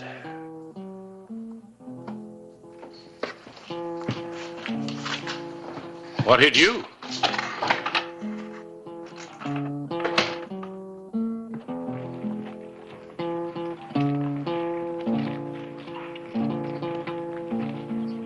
Hey, we got a new ordinance in town. No wool gathering in the middle of the day. Hello, Clay. Oh, say, you hear about the new chess champion? Chess champion? Yeah, of Tombstone. He claims it's official, even proclaiming it in the newspaper. Who? Harris. He says there are no challengers. Well, none worth their salt, anyway.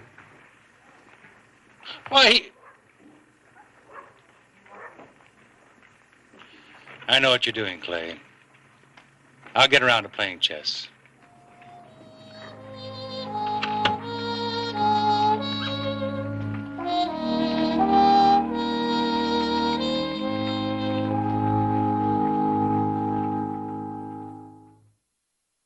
Whistle me up a memory, whistle me back where I wanna be, whistle a tune that'll carry me to Tombstone territory.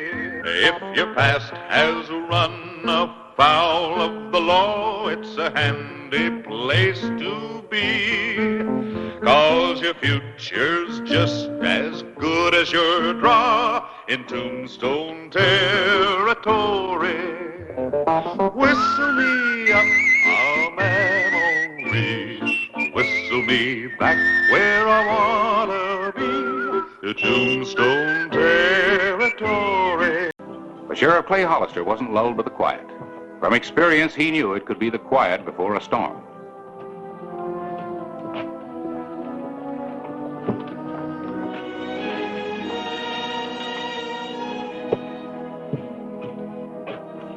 And the storm was brewing a few miles away in the town of Quartz Hill, where Marshal Vern Fawcett was taking one of the notorious Holcomb brothers into custody.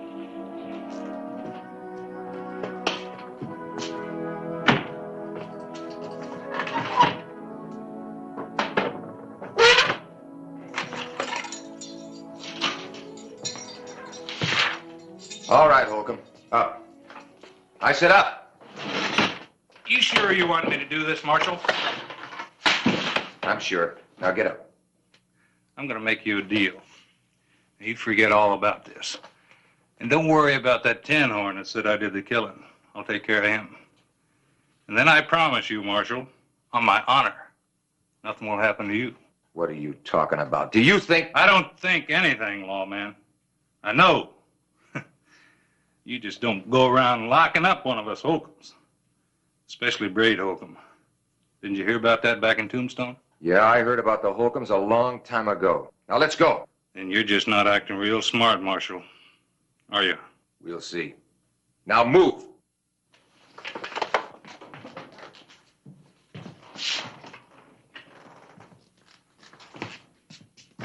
Once you lock me in that jail, you're a dead man. I'm not fooling with you. I'm telling you straight. I'll take my chances. Now get in there. You're not taking any chance.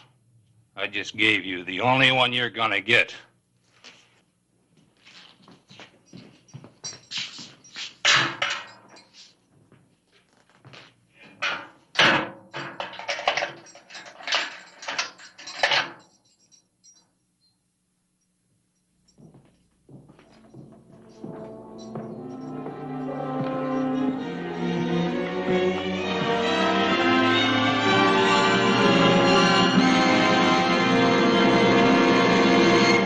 Marshal.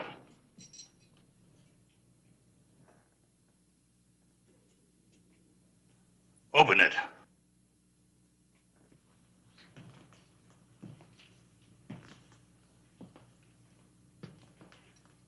And fast.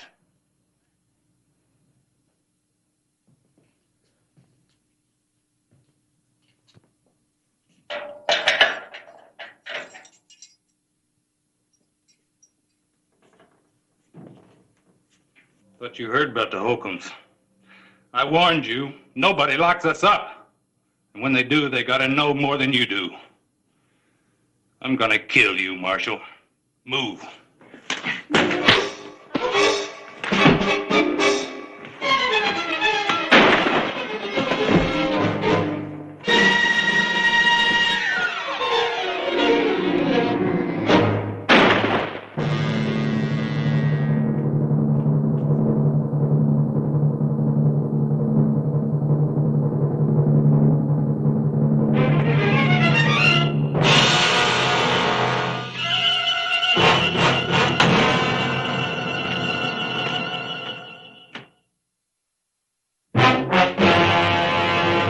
An actual account from the pages of my newspaper, the Tombstone Epitaph. This is the way it happened, in the town too tough to die. Tombstone Territory.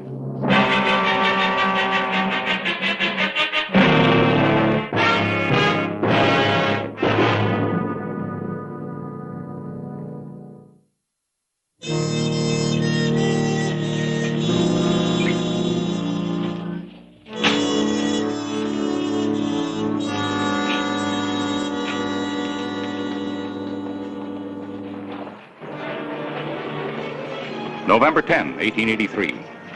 The news of the killing of Braid Holcomb by lawman Vern Fawcett had just hit the telegraph wires. Morning, Harris. I guess the normal greeting for a newspaper editor is, any news? When you're answering a sheriff, the reply usually is, it looks like there's trouble. Uh-oh, what's that? Dispatch from Quartz Hill. Vern Fawcett arrested Braid Holcomb. Holcomb apparently tried to escape. Vern killed him. Oh. Killing anybody's unhappy business.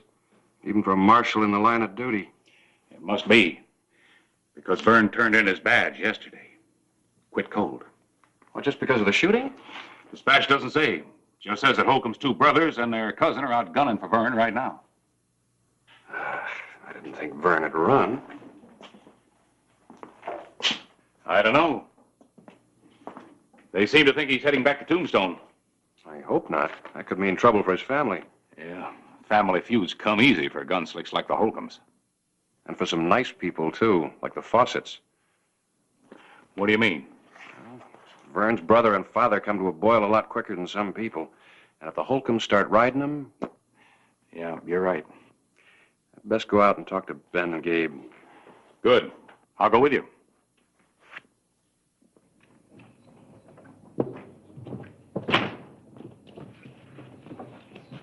My horse is down at the livery stable. Why don't you pick me up as you pass that...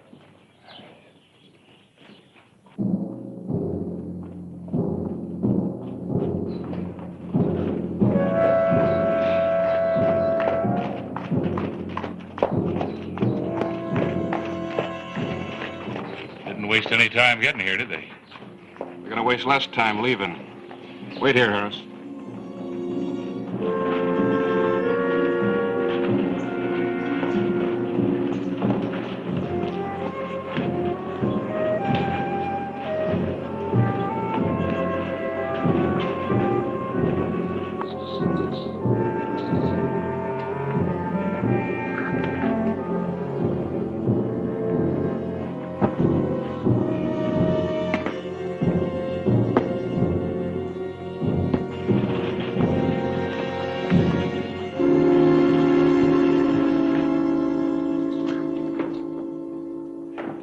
Hunk? Tip? I guess this must be the cousin, huh? You boys have come to town looking for trouble. You can stop right here. You mean that bushwhacker Fawcett? Even he wouldn't be fool enough to come here. Everybody knows this is where his family lives. Then why have you come to Tombstone? We thought we might mind our own business. You ever try that, Sheriff? Yeah, once that I can remember. Isn't that why two of you spent last spring in jail here? Yeah. Put on 6-7 pounds. Just eating, doing nothing. Well, you go right on doing nothing. Because if you do anything, you'll be lucky just to wind up in jail. Sheriff, you'd be surprised just how lucky we can be. You got until dark to clear out and stay out. And if we don't? Then your luck will have run out. You've got less than 5 hours.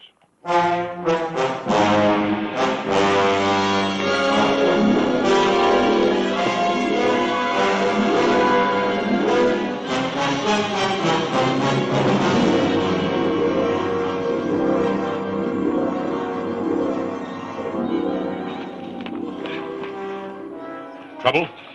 Could be.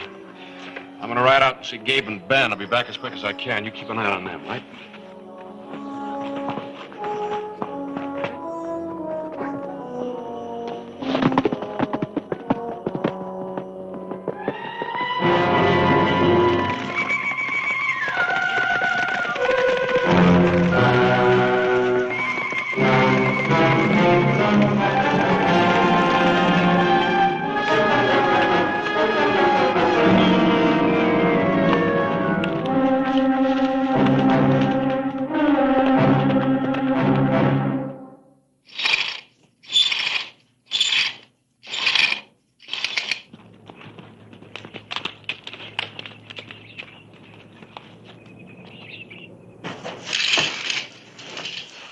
Hey, it's the sheriff, huh? So it is. Haven't seen Clay in quite a while. Well, good seeing you. Gabe, Ben? You looking for something, Sheriff? Oh, no, just noticing your haying. For just the two of you, you do a real good job. You know, if I had a spread like this, I'd quit my job so quick it'd make your head spin. Maybe, maybe not. The lawman in our family don't feel that way. Maybe Vern does. When was the last time you heard from him? We got a letter last week. Clay, there's something on your mind. What is it? You don't know? No, what? Vern turned in his badge yesterday. Do you know why? All we know is that he quit his job right after he killed Braid Holcomb. And Braid's two brothers and his cousin are out after him. You saying Vern Yellered out? I'm not saying anything. You're sure hinting it, though. Ben, please. You figured Vern came back, huh? I just hope that he hadn't. Don't worry. The Holcombs show their ugly faces around here, they'll get them blown clear off. Holcombs are my problem, not yours, either of you. Is that clear? Listen, if they come gunning for us or Vern, then the only thing Don't get so all-fired excited, Ben. You already seen the Holcombs? They're around. And if Vern shows up, I want you to keep him out of sight. You mean hide like he's scared? Maybe you think he is. Clay, you're the law here, but you got to do something fast.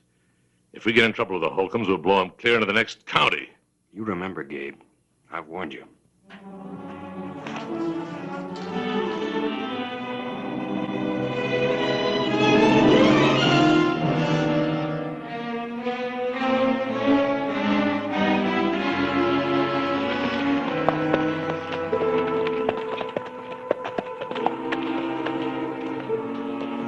Come on up to the house and see if your brother's come home.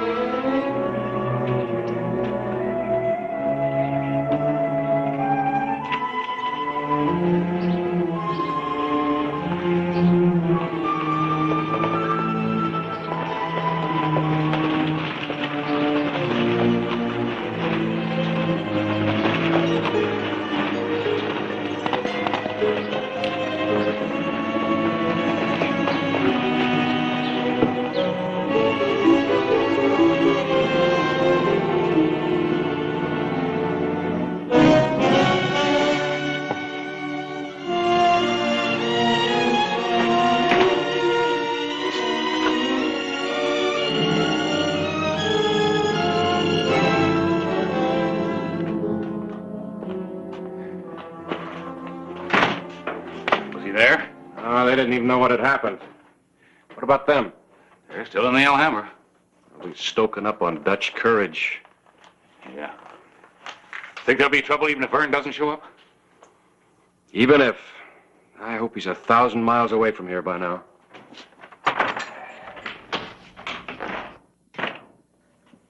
Something wrong?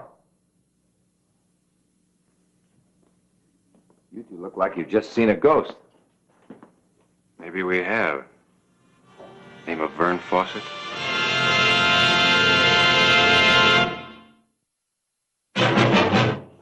Ex-Marshal Vern Fawcett had returned to Tombstone, and a welcoming committee comprised of the Holcombs was waiting for him just across the street. The way you two jumped when I came in, I thought maybe I'd done something wrong. You have, Vern. Wrong? In resigning? Coming back to Tombstone. I put his horse out back, Clay. Thanks. Why? I've got as much right to be here in Tombstone as the next man, even more. Maybe he doesn't know what happened since he quit.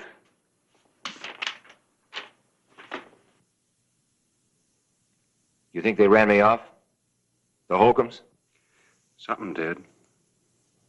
What? I'll tell you what. That star that you're wearing. A badge that gives one man the right to gun another one. It also makes a very good target.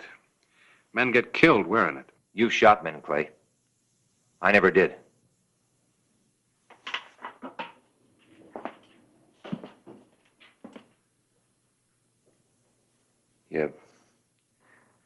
You squeeze that trigger.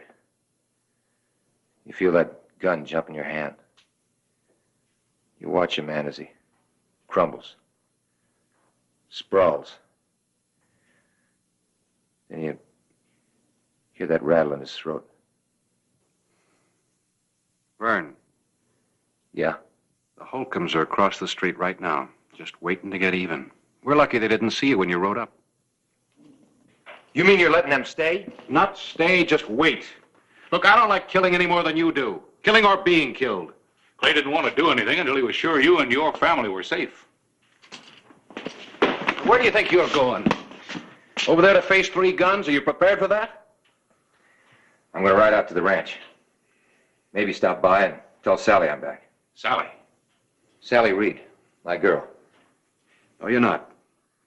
You're going out that back door and you're going to make tracks for Tucson. Run out now when I know they're here? I think that's what you want, too, Vern. Look, it happens to everybody one time or another. Something about seeing another man die makes you sick. But there's nothing to be ashamed of in getting buck fever. No matter how I feel, I can't run out on Sally, or my dad, or my brother. You're not running out, Vern. You just ride to Tucson. Sit tight. I promise you I'll talk to Ben and Gabe and make them understand that you're doing it for their sake. And if I won't? Then you're going into one of those cells. Protective custody. Don't you mean you're going to have to put me in? You want to make a break? Go ahead. Try it.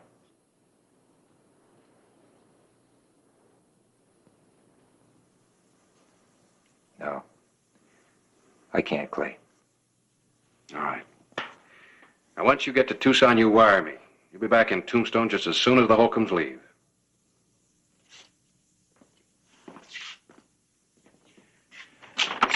Road to Tucson goes by the crossroads to their ranch. I know it. I'll make sure that he goes right on past. I'm going to follow him. I'm going to talk to Gabe and Ben. And once they know that he's in Tucson, they may follow him. Until we're sure that the Holcombs really are gone. Oh, and if they start making trouble, try to stall them until I get back.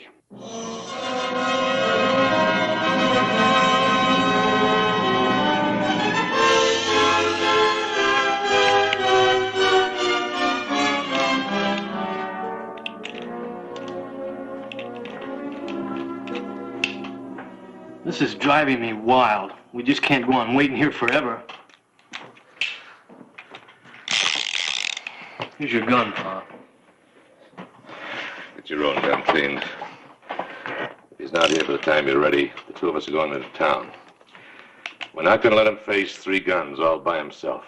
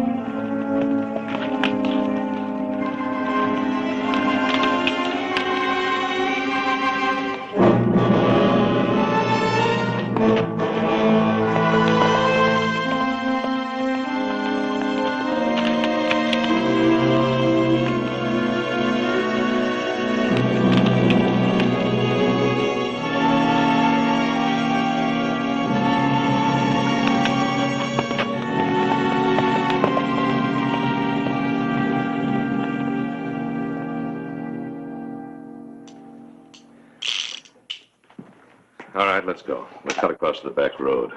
The back road, Pa? If they are waiting for Vern or us, I don't figure to ride into a trap. You're right. Maybe surprise will help us when it's 2 against 3. Could be 2 against 4 if that sheriff gets in the way. Nobody's going to hang around gunning for us or Vern. Come on.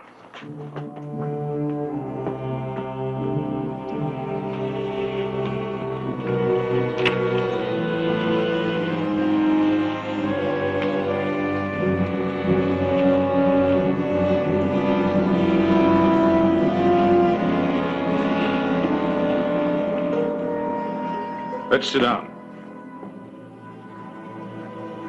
I'll go take a look.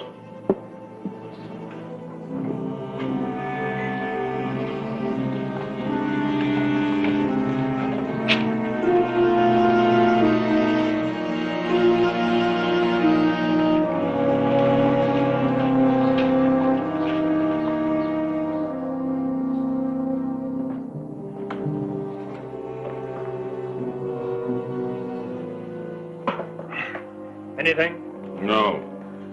We're running out of time.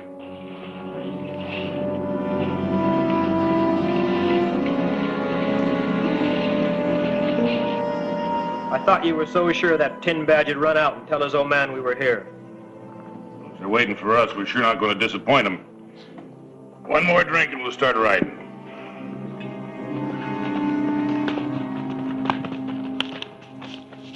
Gabe?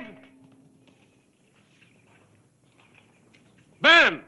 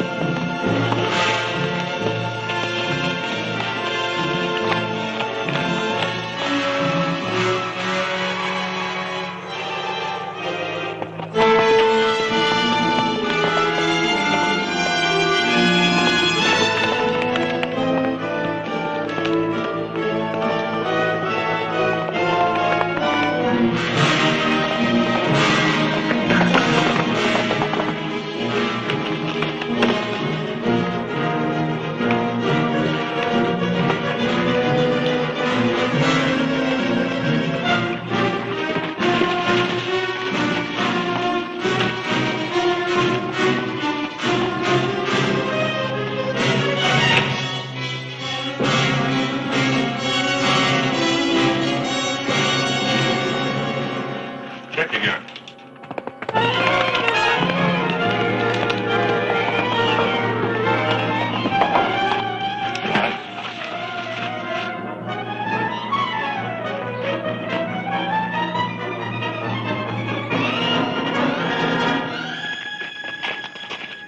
Gabe, get off the street!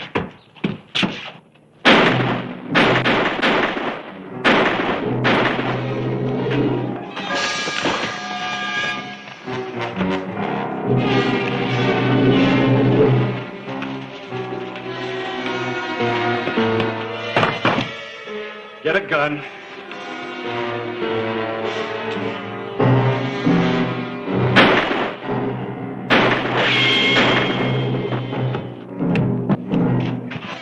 Gabe! Get back here! I'll cover you! Ben!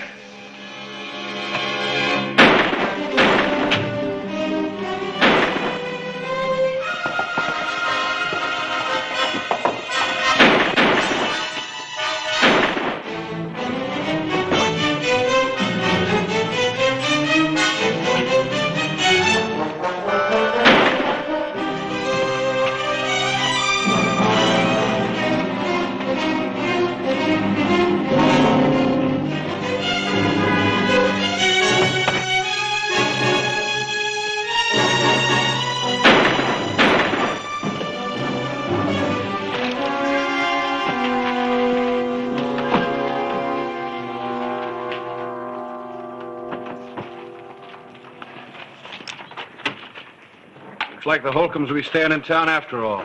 She was alive.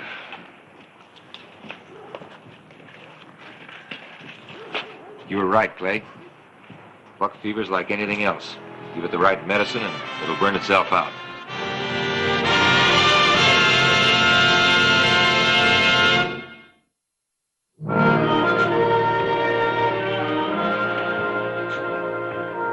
Gabe! Well, how are you two fellas doing? Well, Ben's fine, just a little nick. Huh? Doc Cunningham says I can throw this thing away pretty soon now. Well, I got a fair exchange for you. I got one of these, says deputy. I'll trade it to you for that cane. No thanks, Clay. I think I'll see how good I can do with a rope and a branding iron and Sally if she'll so have it.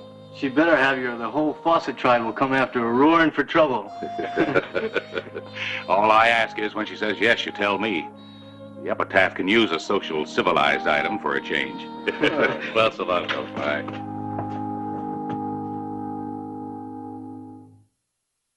Whistle me up a memory, whistle me back where I wanna be. Whistle a tune that'll carry me to Tombstone territory. If your past has run afoul of the law, it's a handy place to be. 'Cause your future's just as good as your draw in Tombstone territory. Whistle me up a memory, whistle me back where I wanna be, to Tombstone territory. Well, Harris, what can I do for you? Oh, I'm glad you could come right over, Clay. I've got to get the technical description of this Army heliograph thing straight. All right. Yeah, but first let me give you the weather report. Tombstone's in for a big wind. I just heard some of our prominent citizens rehearsing their speeches of welcome. Boy, they're puffed up like spring frogs. The governor's used to it. Yes. Check that copy for me, will you? All right.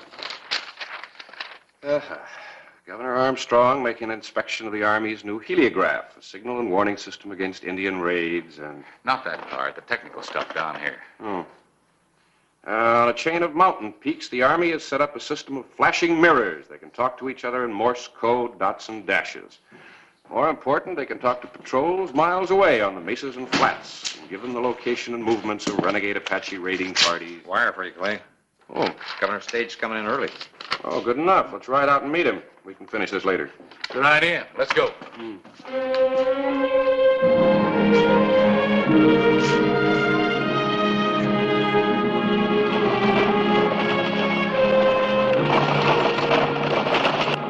There they come. They're running loose.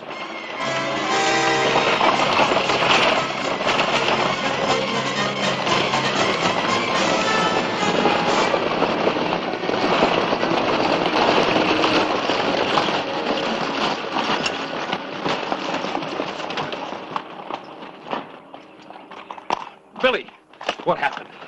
They got him, Clay. Swooped down just like hunting hawks and got him.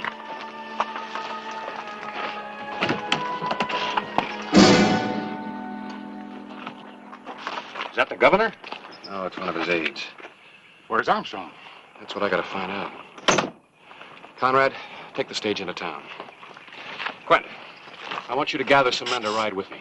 Harris, you send a telegram to Fort Huachuca. Tell them that I'm mounting a posse to backtrack toward Mormon Peak. Have the heliograph station on the peak signal me what horsemen are working that area. Right? Let's go.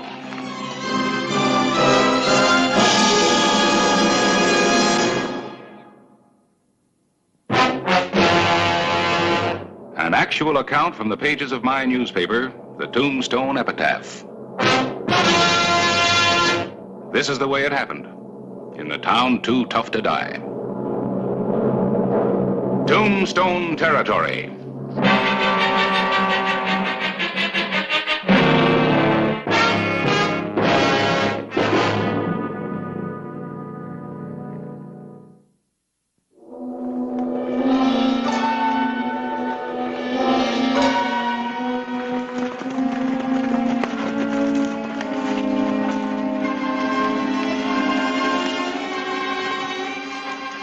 What are those things saying now? Spotted 5 riders in the Cochise Gorge. Let's go.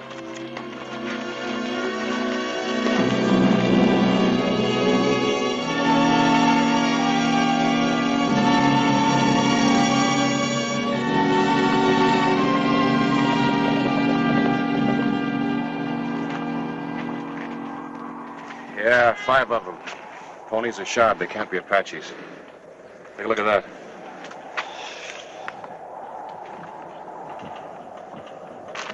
How can they tell where they're going? With every swig of that, you get a free snake. Yeah. Let's put out flankers and comb the canyon. No, you're not going in there. Why not? Box Canyon. Perfect trap. Well, if we know they're in there, and they got the governor. If we ride in together, they could scratch us out with one volley. Grant, you and I will go ahead. Right. Harris, you and the others block the mouth of the canyon if there's any trouble.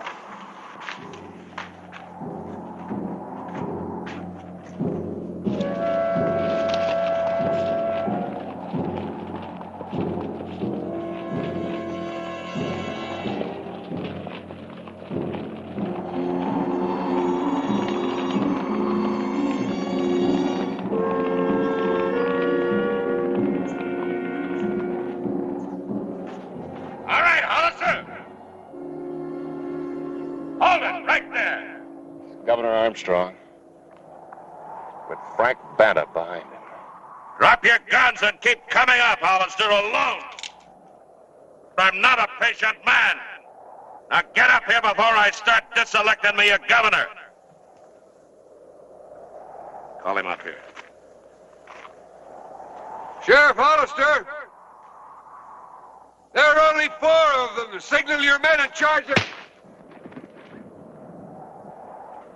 Send your boys back to Tombstone, Hollister. And you come up here. I'll pretend to pull out. I'll send the boys back in along the sides of the canyon. No, do what he says. Tell Harris to take the men back to Tombstone. We outnumber him. It's not going to save the governor. You gonna do what I say? Or shall I kill him right now? Take him back, Quint.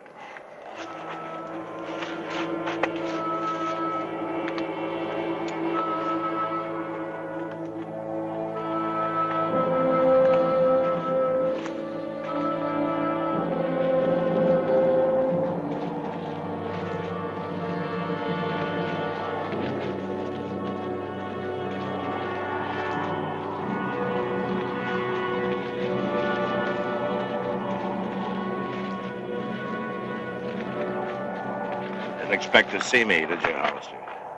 Yeah, you left your card, Banta. Card? Nobody else would kill one man needlessly and shoot another so badly he'd live long enough to get the stage into town. Nobody but an Apache. And an Apache would know a governor if he saw one. My brother Dan's still set to hang. That's right, tomorrow morning. Nothing's changed. You missed your tally, Sheriff. 2 things have changed. You and him. I'll start climbing.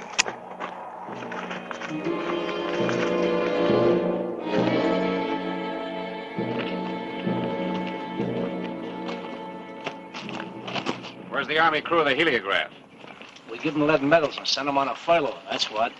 Happy here used to be a telegrapher. He sent that message about 5 riders. It brought you in like a fish on a string, huh? You gonna send another one, Happy? I want him to know that the governor and Hollister here are alive. But I'll kill them both if they don't clear the area of all patrols and posses. Bear, you tie him up and put him in the cave, huh? Come on.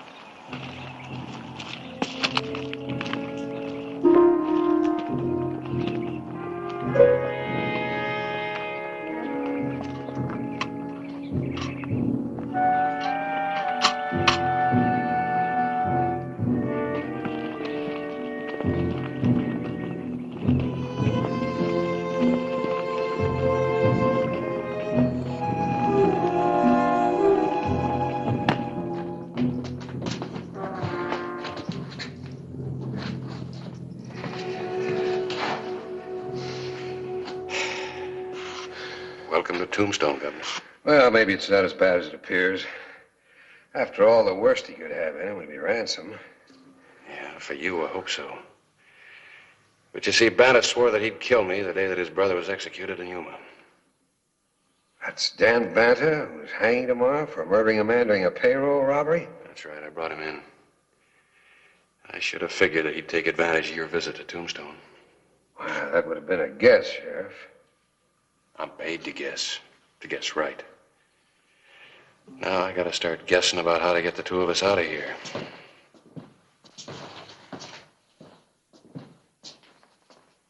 Now that we've sent our little message, we're gonna have a talk. The governor, the law gun, and me. Talk. My brother Dan's set to die in the morning. He is. And you're gonna set him free, Governor. Why, that's ridiculous. Not to me. See, we're gonna send another message on them flashing mirrors, this time in your name. It's gonna be relayed to Yuma prison, telling them to let Dan go. You can't do that. It's out of the question. They won't release him until they see the governor. That's why he's gonna be riding out of here right after we send the message. So they will see him. But we're keeping you, Hollister. Just to make sure he does let Dan go. Well, Governor?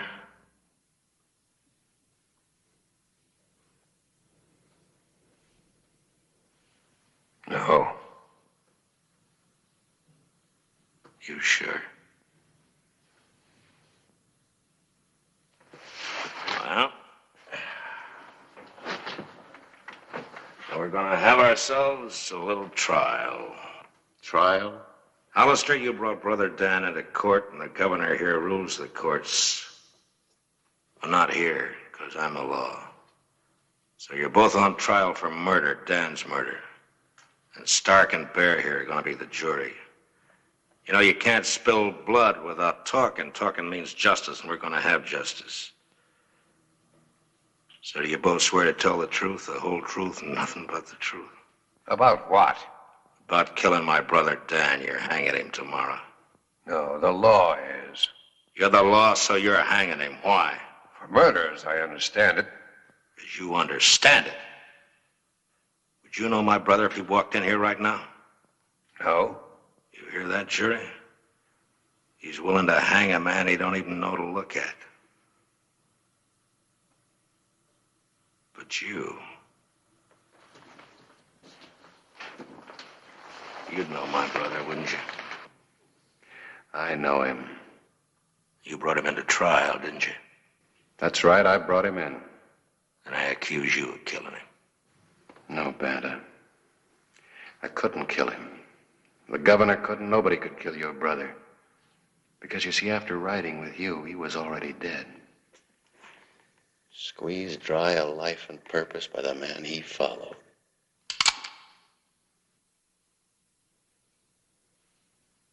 You killed your brother, Banta, and nobody else.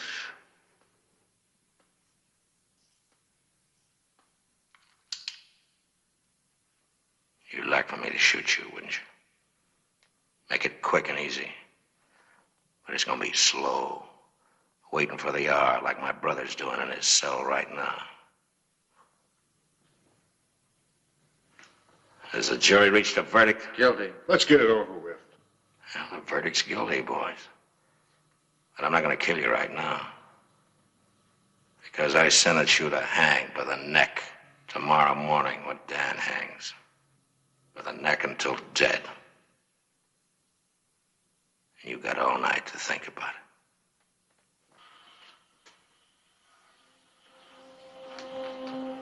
Hollister, why don't you tell your stiff-necked friend about Hooper and Wilkie while you're waiting, huh?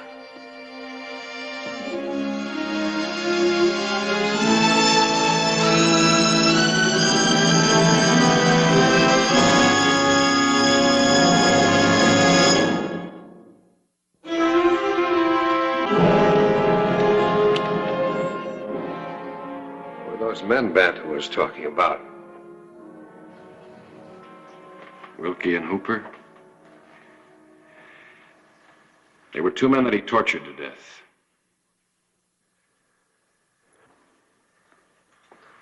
How? I'd rather not say. Banta's got some things in his head that an Apache squaw wouldn't think of. Well, then this isn't just a bluff. He isn't after ransom. He really intends to hang us. If that's all he intends to do, we're lucky. It's almost unbelievable. It's like a nightmare. A couple of days ago, I kissed my wife and my children goodbye and set off on a routine tour of inspection. Now, I'm a public servant, Sheriff. I'm a family man. I'm not a hero. Who is? Well, but it's different with you. You've lived around death. No, Governor. You never get used to death. But you don't understand. I don't know how to die. Not this way. Slowly. No purpose at all. Governor, another public servant once said, the highest purpose a man can serve is to cherish life and accept death with the same heartbeat. Who was that? Family man by the name of Abraham Lincoln. Yes, but those were political words spoken for a battlefield. Yeah, kind of battlefield. He was on his deathbed. You don't understand. I haven't got his kind of courage.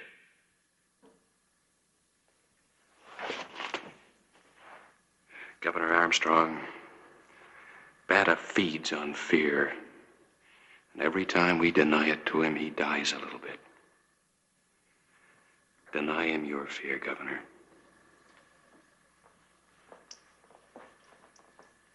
I'll try. Lord, help me. I'll try.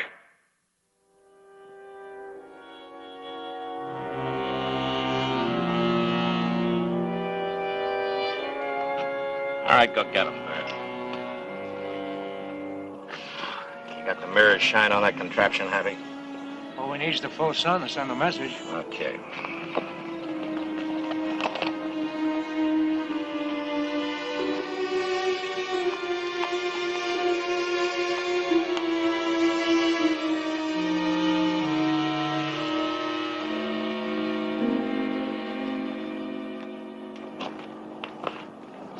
Come on over here, Governor. I want to have a talk with you. I got a horse all ready for you over there, Governor. For me? I don't understand. You're letting me go? Well, I'm going to give you one more chance. Now, I want my brother Dan. Happy he'll flash the message and you can ride off of this mountain free as cottonwood down. Huh? How about it? I can't do it. You want to die, Governor? Why? Why do you want to die when you can live? Just to show how stiff and proud you took to dying, is that it? No. Well, who's going to care how proud you were? Who's going to know? The rocks, the wind going by? I told you I won't do it.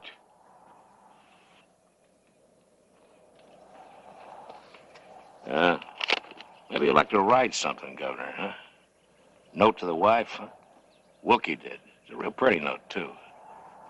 All about how she should treasure life and how he was going to miss the sight of running antelope in the sun or hawks circling in the sky. You know, that sort of thing. It's real pretty. You want to write something, Governor? I'm waiting, Governor.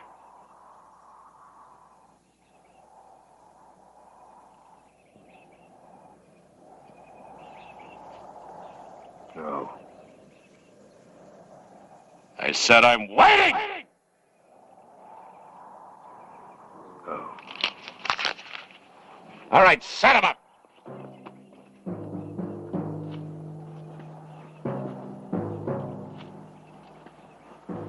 Usually when I find a man who can't wait to die, I do my best to help him. But I'm gonna let you two die slow. I'm gonna let you take your courage and roll it around in your mouths so you can really taste it. Of course, it's best if your horse don't wander off looking for grass or water and leave you dancing. Then again, you might get tired and want to kick him and get it over with fast. I don't know how brave men figure, but smart men are riding down the mountain free.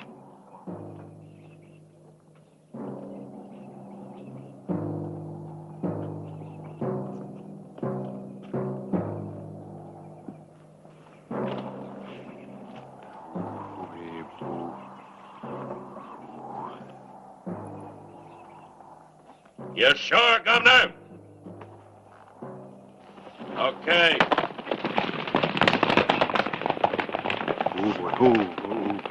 Babe. Oh, babe. Oh, babe.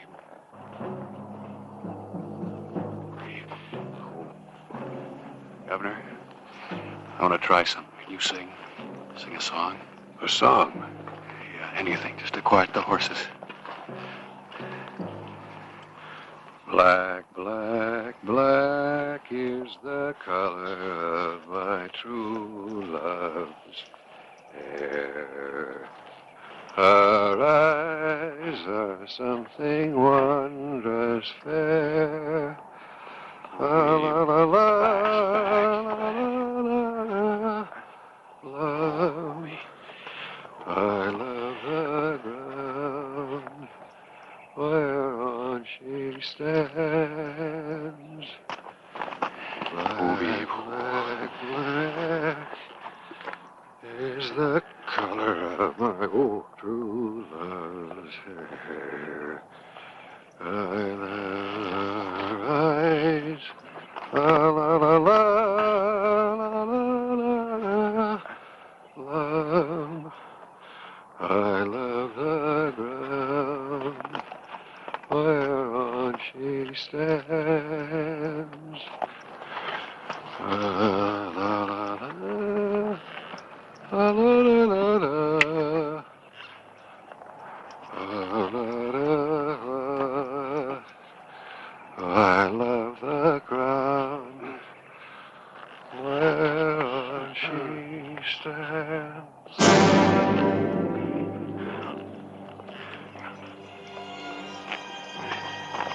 Ooh. Oh.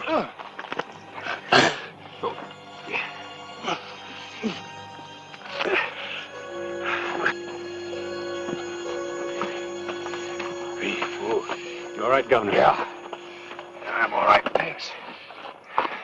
Rub your wrists. Get the circulation back into it. And catch that horse and put a bridle on him. I'll get him. I gotta send a message. Bad and his men will be breaking out of Battle Pass. Right.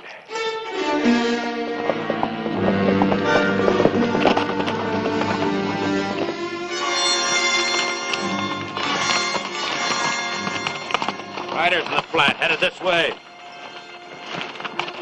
Cavalry! They must have spotted us, Frank. Yeah, let's head back through Dead Man Canyon. Come on.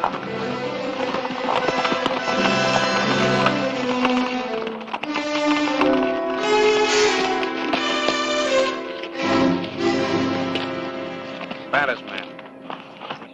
Cavalry turned him, we'll cut him off. Just the two of us? How? You stay here. I'll ride back to those narrows, and when they pass that open spot in the trail, you give me an arm signal. But you're unarmed. What can you do? You remember the old saying about too much rope? Just maybe Banner's hanged himself.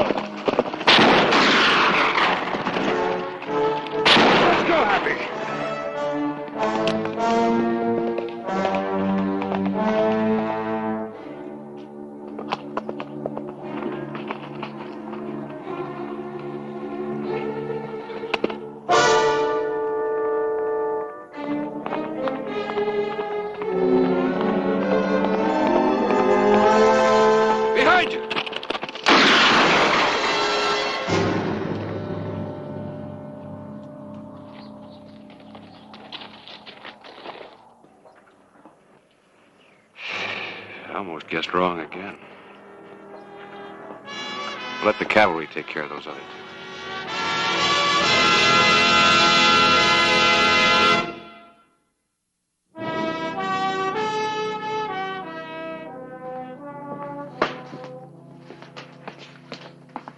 You ready, Governor? The whole town's out there waiting. Yes, I'm all ready. You got me, Clay? Yes, sir. Excuse me, sir. Here's some notes from your speech we found on the floor of the stagecoach. Afraid there's a little blood on them. Those blood stains will be all the notes I need. I'm not talking politics today. I'm going to tell the people of Tombstone about their sheriff. Well, now, sir, I'd kind of take it easy on that if I were you. See, sheriff's on the program, too. You might have quite a piece to speak about the territorial governor.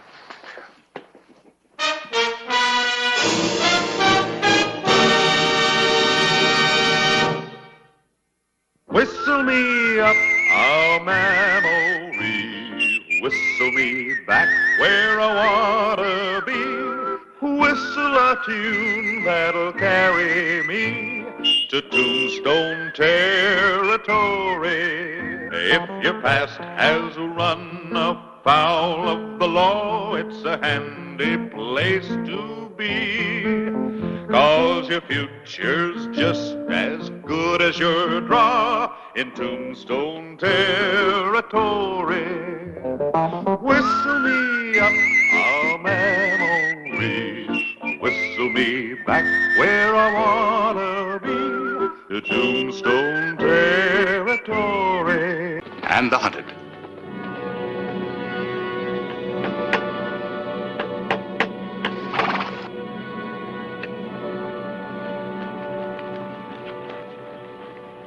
Sign there says Jeb Collins Ranch. That's you? Sign says keep out. Who shot you? Nobody. I was cleaning my gun and it went off. Yeah, I'll bet. What do you want? Water for me and my horse. There's the well. Take it and get out.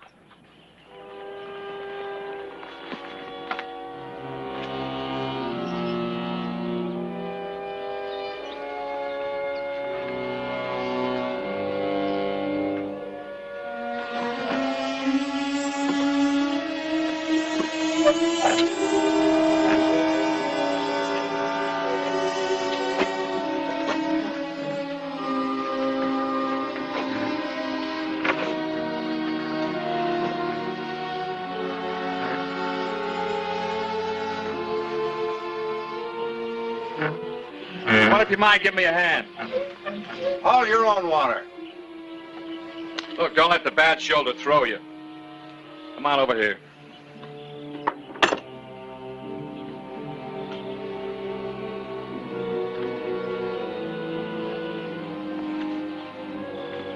Now start hauling.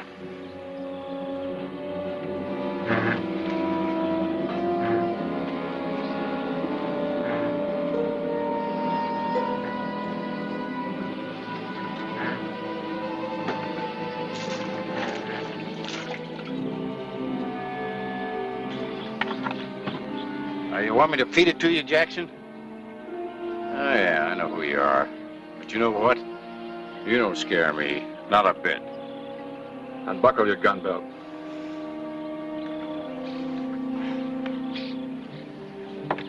Now put it down over there. Now take that water over the horse.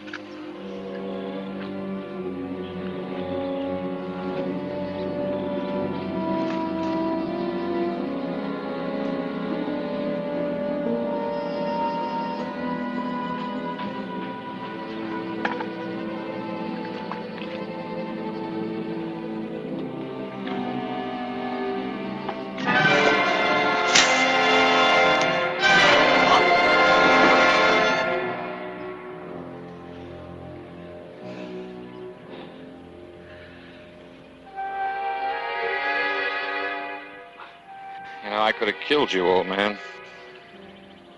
I guess I owe you something for the water.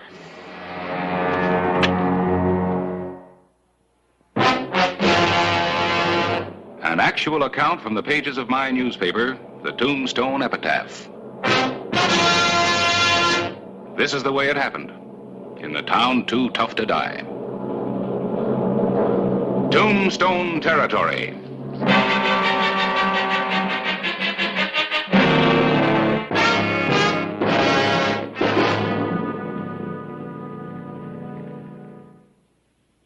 May 1, 1883. Morning. A way station south of Tombstone, Arizona Territory.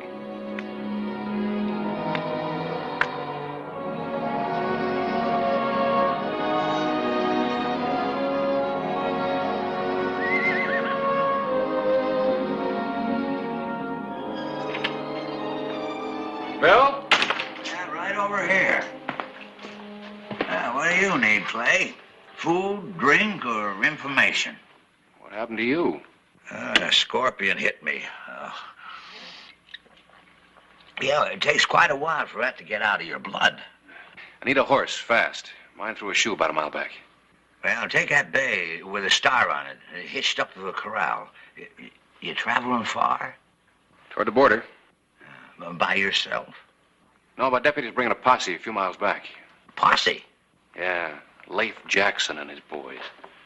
Yeah, after you drop down to the desert, there's a lot of open country between here and the Guadalupes. A lone rider's an easy target. So was that bank teller in Tombstone. What happened to him? He's dead. Dead? Well, Jackson's tricky. Real tricky. He's not against shooting a man in the back. That's what you call tricky. You tell the posse. I'll tell him. A real big scorpion.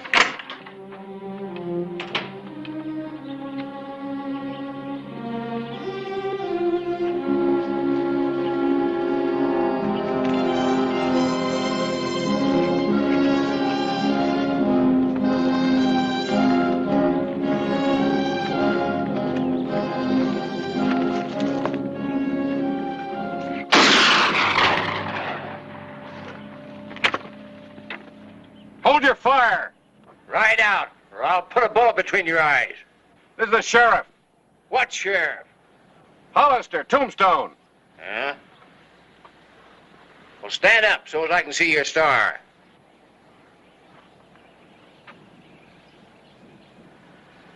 Come on.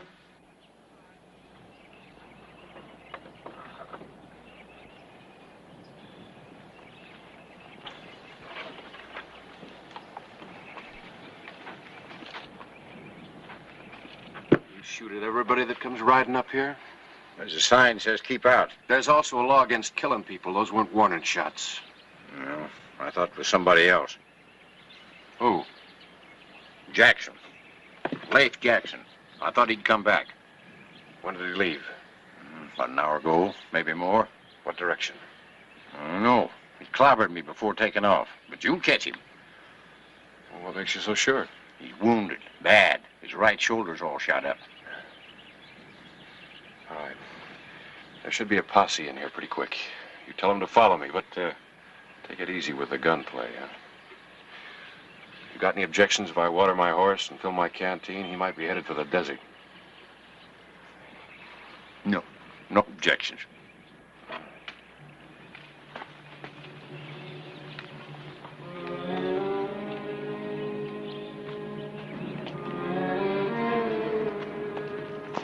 May 1, 1883. Sheriff Clay Hollister rode into the forbidding desert between Tombstone and Mexico in pursuit of Leif Jackson, a notorious killer.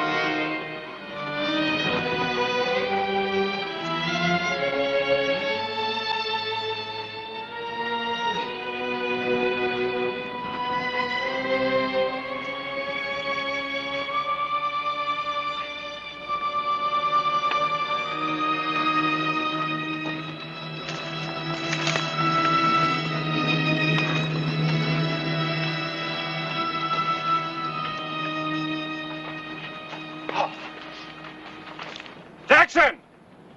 There's a law! Throw away the gun, come out with your hands up. I'm taking you in. Alive or dead, make up your mind. You got just 1 minute to decide.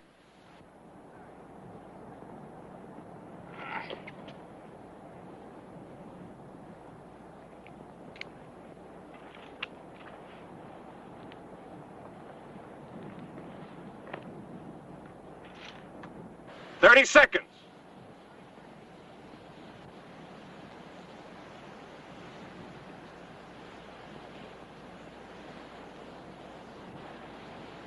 Five seconds. All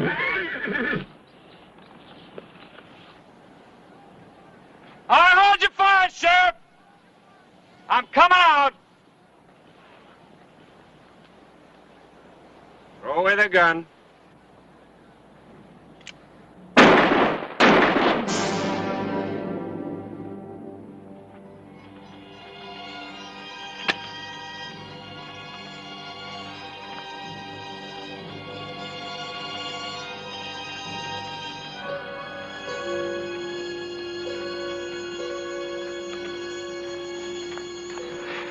I've seen some unnecessary killing in my time, but that tops them all. Well, I'm sorry, Sheriff, but I figured it was necessary. You've just given me another reason to get you back to Tombstone. You know, Tombstone's about 20 miles from here, Sheriff. It's an awful long walk. Your blisters will match mine. And from the look of you, I'm in better shape to walk it than you are. Now, don't be too sure, lawman. You know, that money bag's going to save me from making that trip. Oh, is that why you killed the horses? Give your boys a chance to catch up with you? Yep. When they get here, you're going to have a lot more trouble, just them few blisters.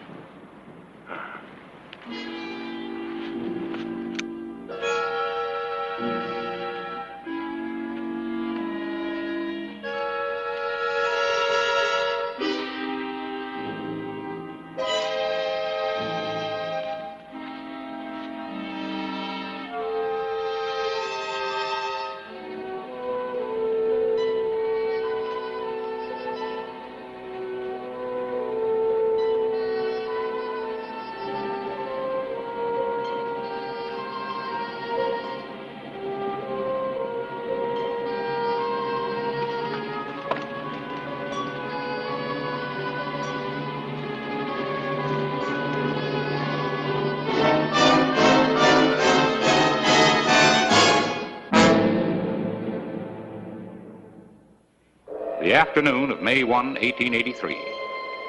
Clay Hollister had succeeded in taking Leif Jackson prisoner, but the desert was still his enemy. Take a break. Don't stop on my account. Even the Army gives the man 10 minutes every hour.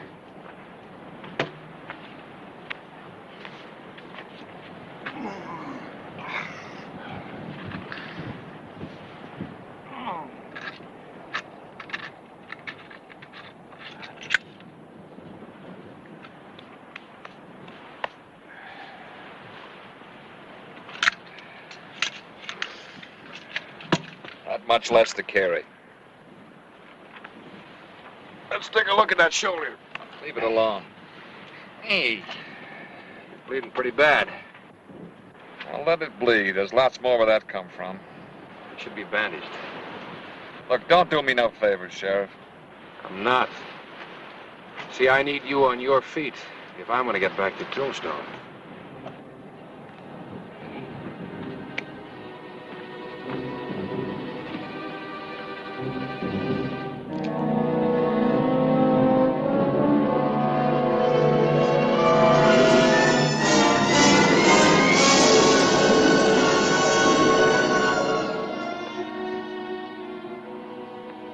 Take your shirt off.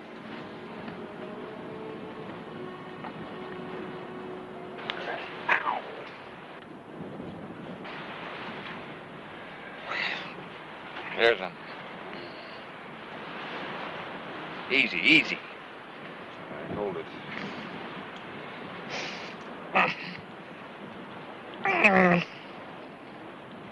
Sit up.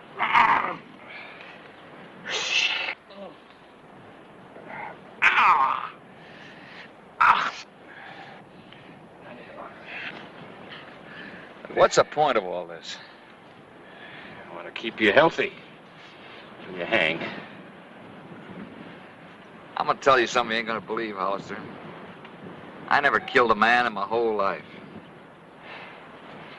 I suppose that bank clerk died of old age? He would have if I had my way. You see, I'm a hold-up man by profession. I'm no killer. You call what you do a profession? Yeah. And I'm good at it, too. So good that you're my prisoner. Well, that's only temporary. That'll change. As soon as my boys come by, you'll find out which one of the gang is the real killer. Even though I do get all the credit. Well, thanks. I'll keep my eyes open. Looking right at you. You do that. Yeah.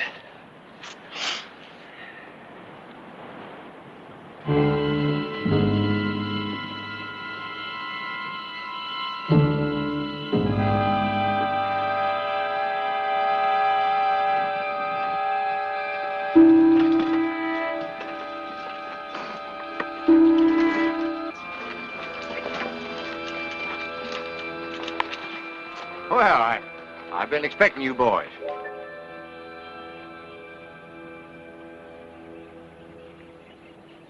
Who told you we were coming? The sheriff. How long ago? About an hour ago.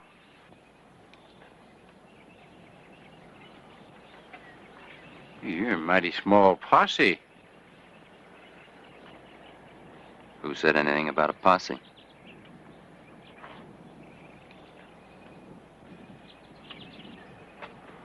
Oh. Well.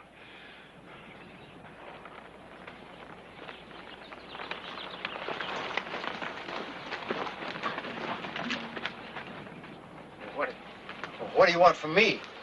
What'd the sheriff want here? Water. What else? Nothing. Nothing else. We asked you a question, mister. Well, I answered. But we don't like the answer. It's like I told you. He asked for water. That's all. Jackson was here, wasn't he? No. And you told the sheriff about him. No, I didn't. Now you just can't wait to tell the posse about us, can you? No, I mind my own business. I don't care about Jackson or the sheriff or the posse. Welch. No, look, it's like I've been telling you.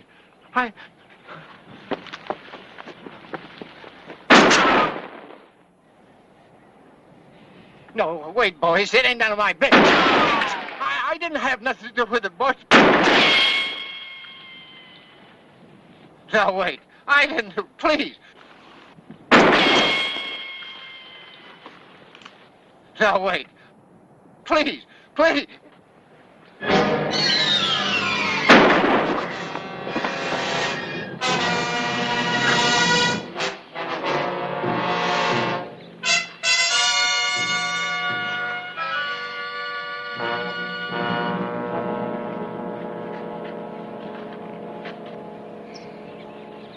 Well, now I'm in the mood to get me a sheriff. I knew something would go wrong. The rest of you wouldn't listen. What are you talking about? The money. Jackson's got it all, every cent. We should have split it up back there. Well, we're going to split it with a posse breathing down our necks. We had to separate and meet later. Maybe Leif will show up with the money. That is, if he isn't on his way to Mexico with it. There's one thing, Cushman. If he has run out and is on his way to Mexico, I take care of him, understand? Yeah.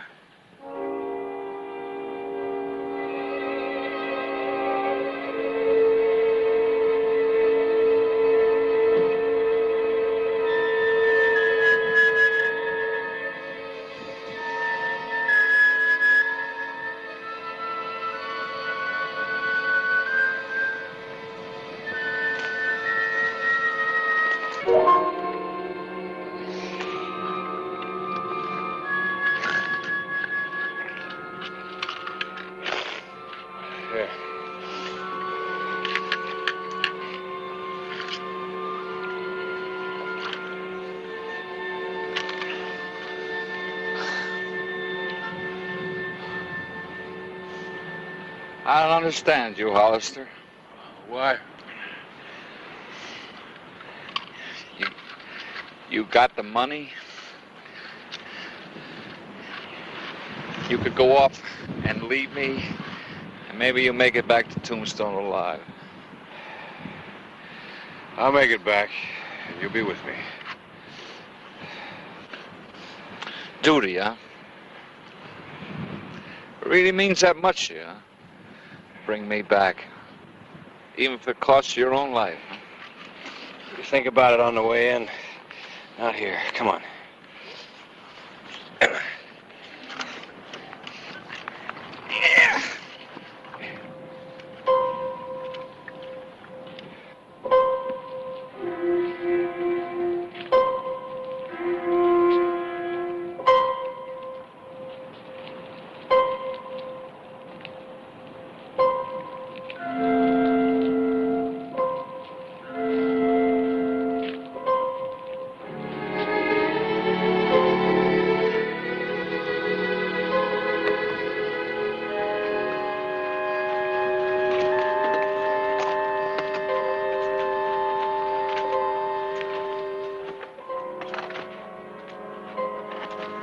Lucky. Looks like we got Jackson and the sheriff.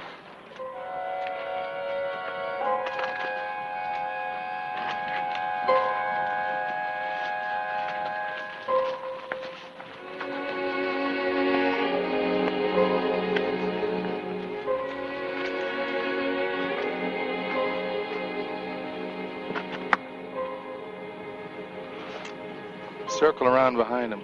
We'll cover you from here. All right.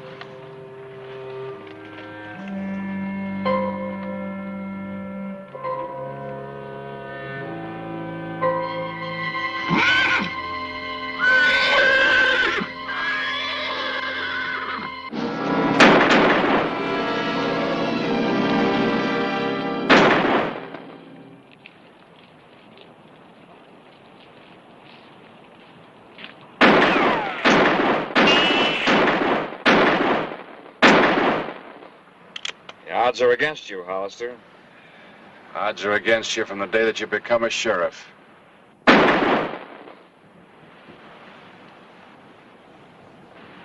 They don't think you got a chance either.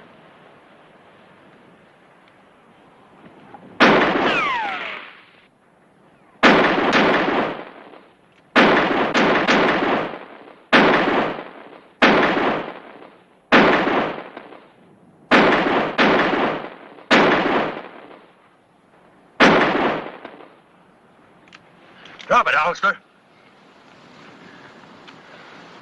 And your gun belt. Okay, boys.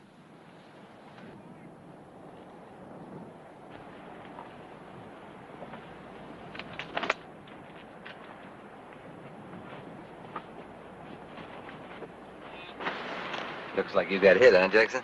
Yeah. Give me the satchel. Come on, toss it over.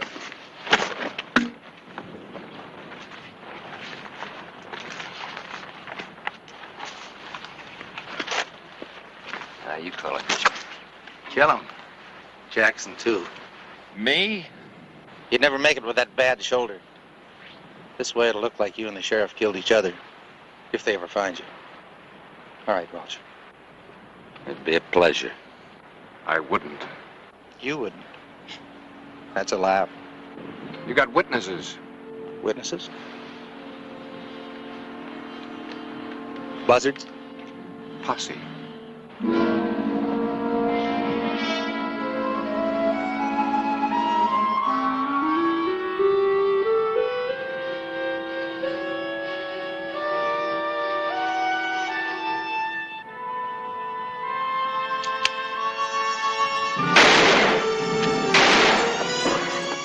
Don't.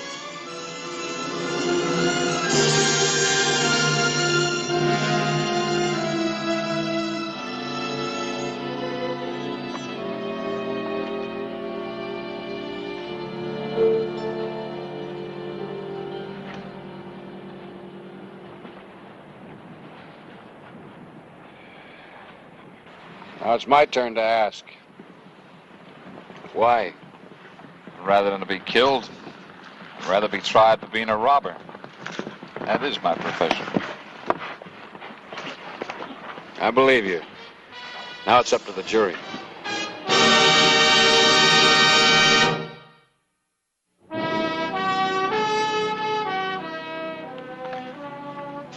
it looks like our walking days are over. You come through it all right, Clay? Yeah, now that I see these horses. You know, a man could die out here and never get found. You don't know how lucky you are. Lucky? We only rode this way because we were attracted by those vultures up there. That's what I was counting on.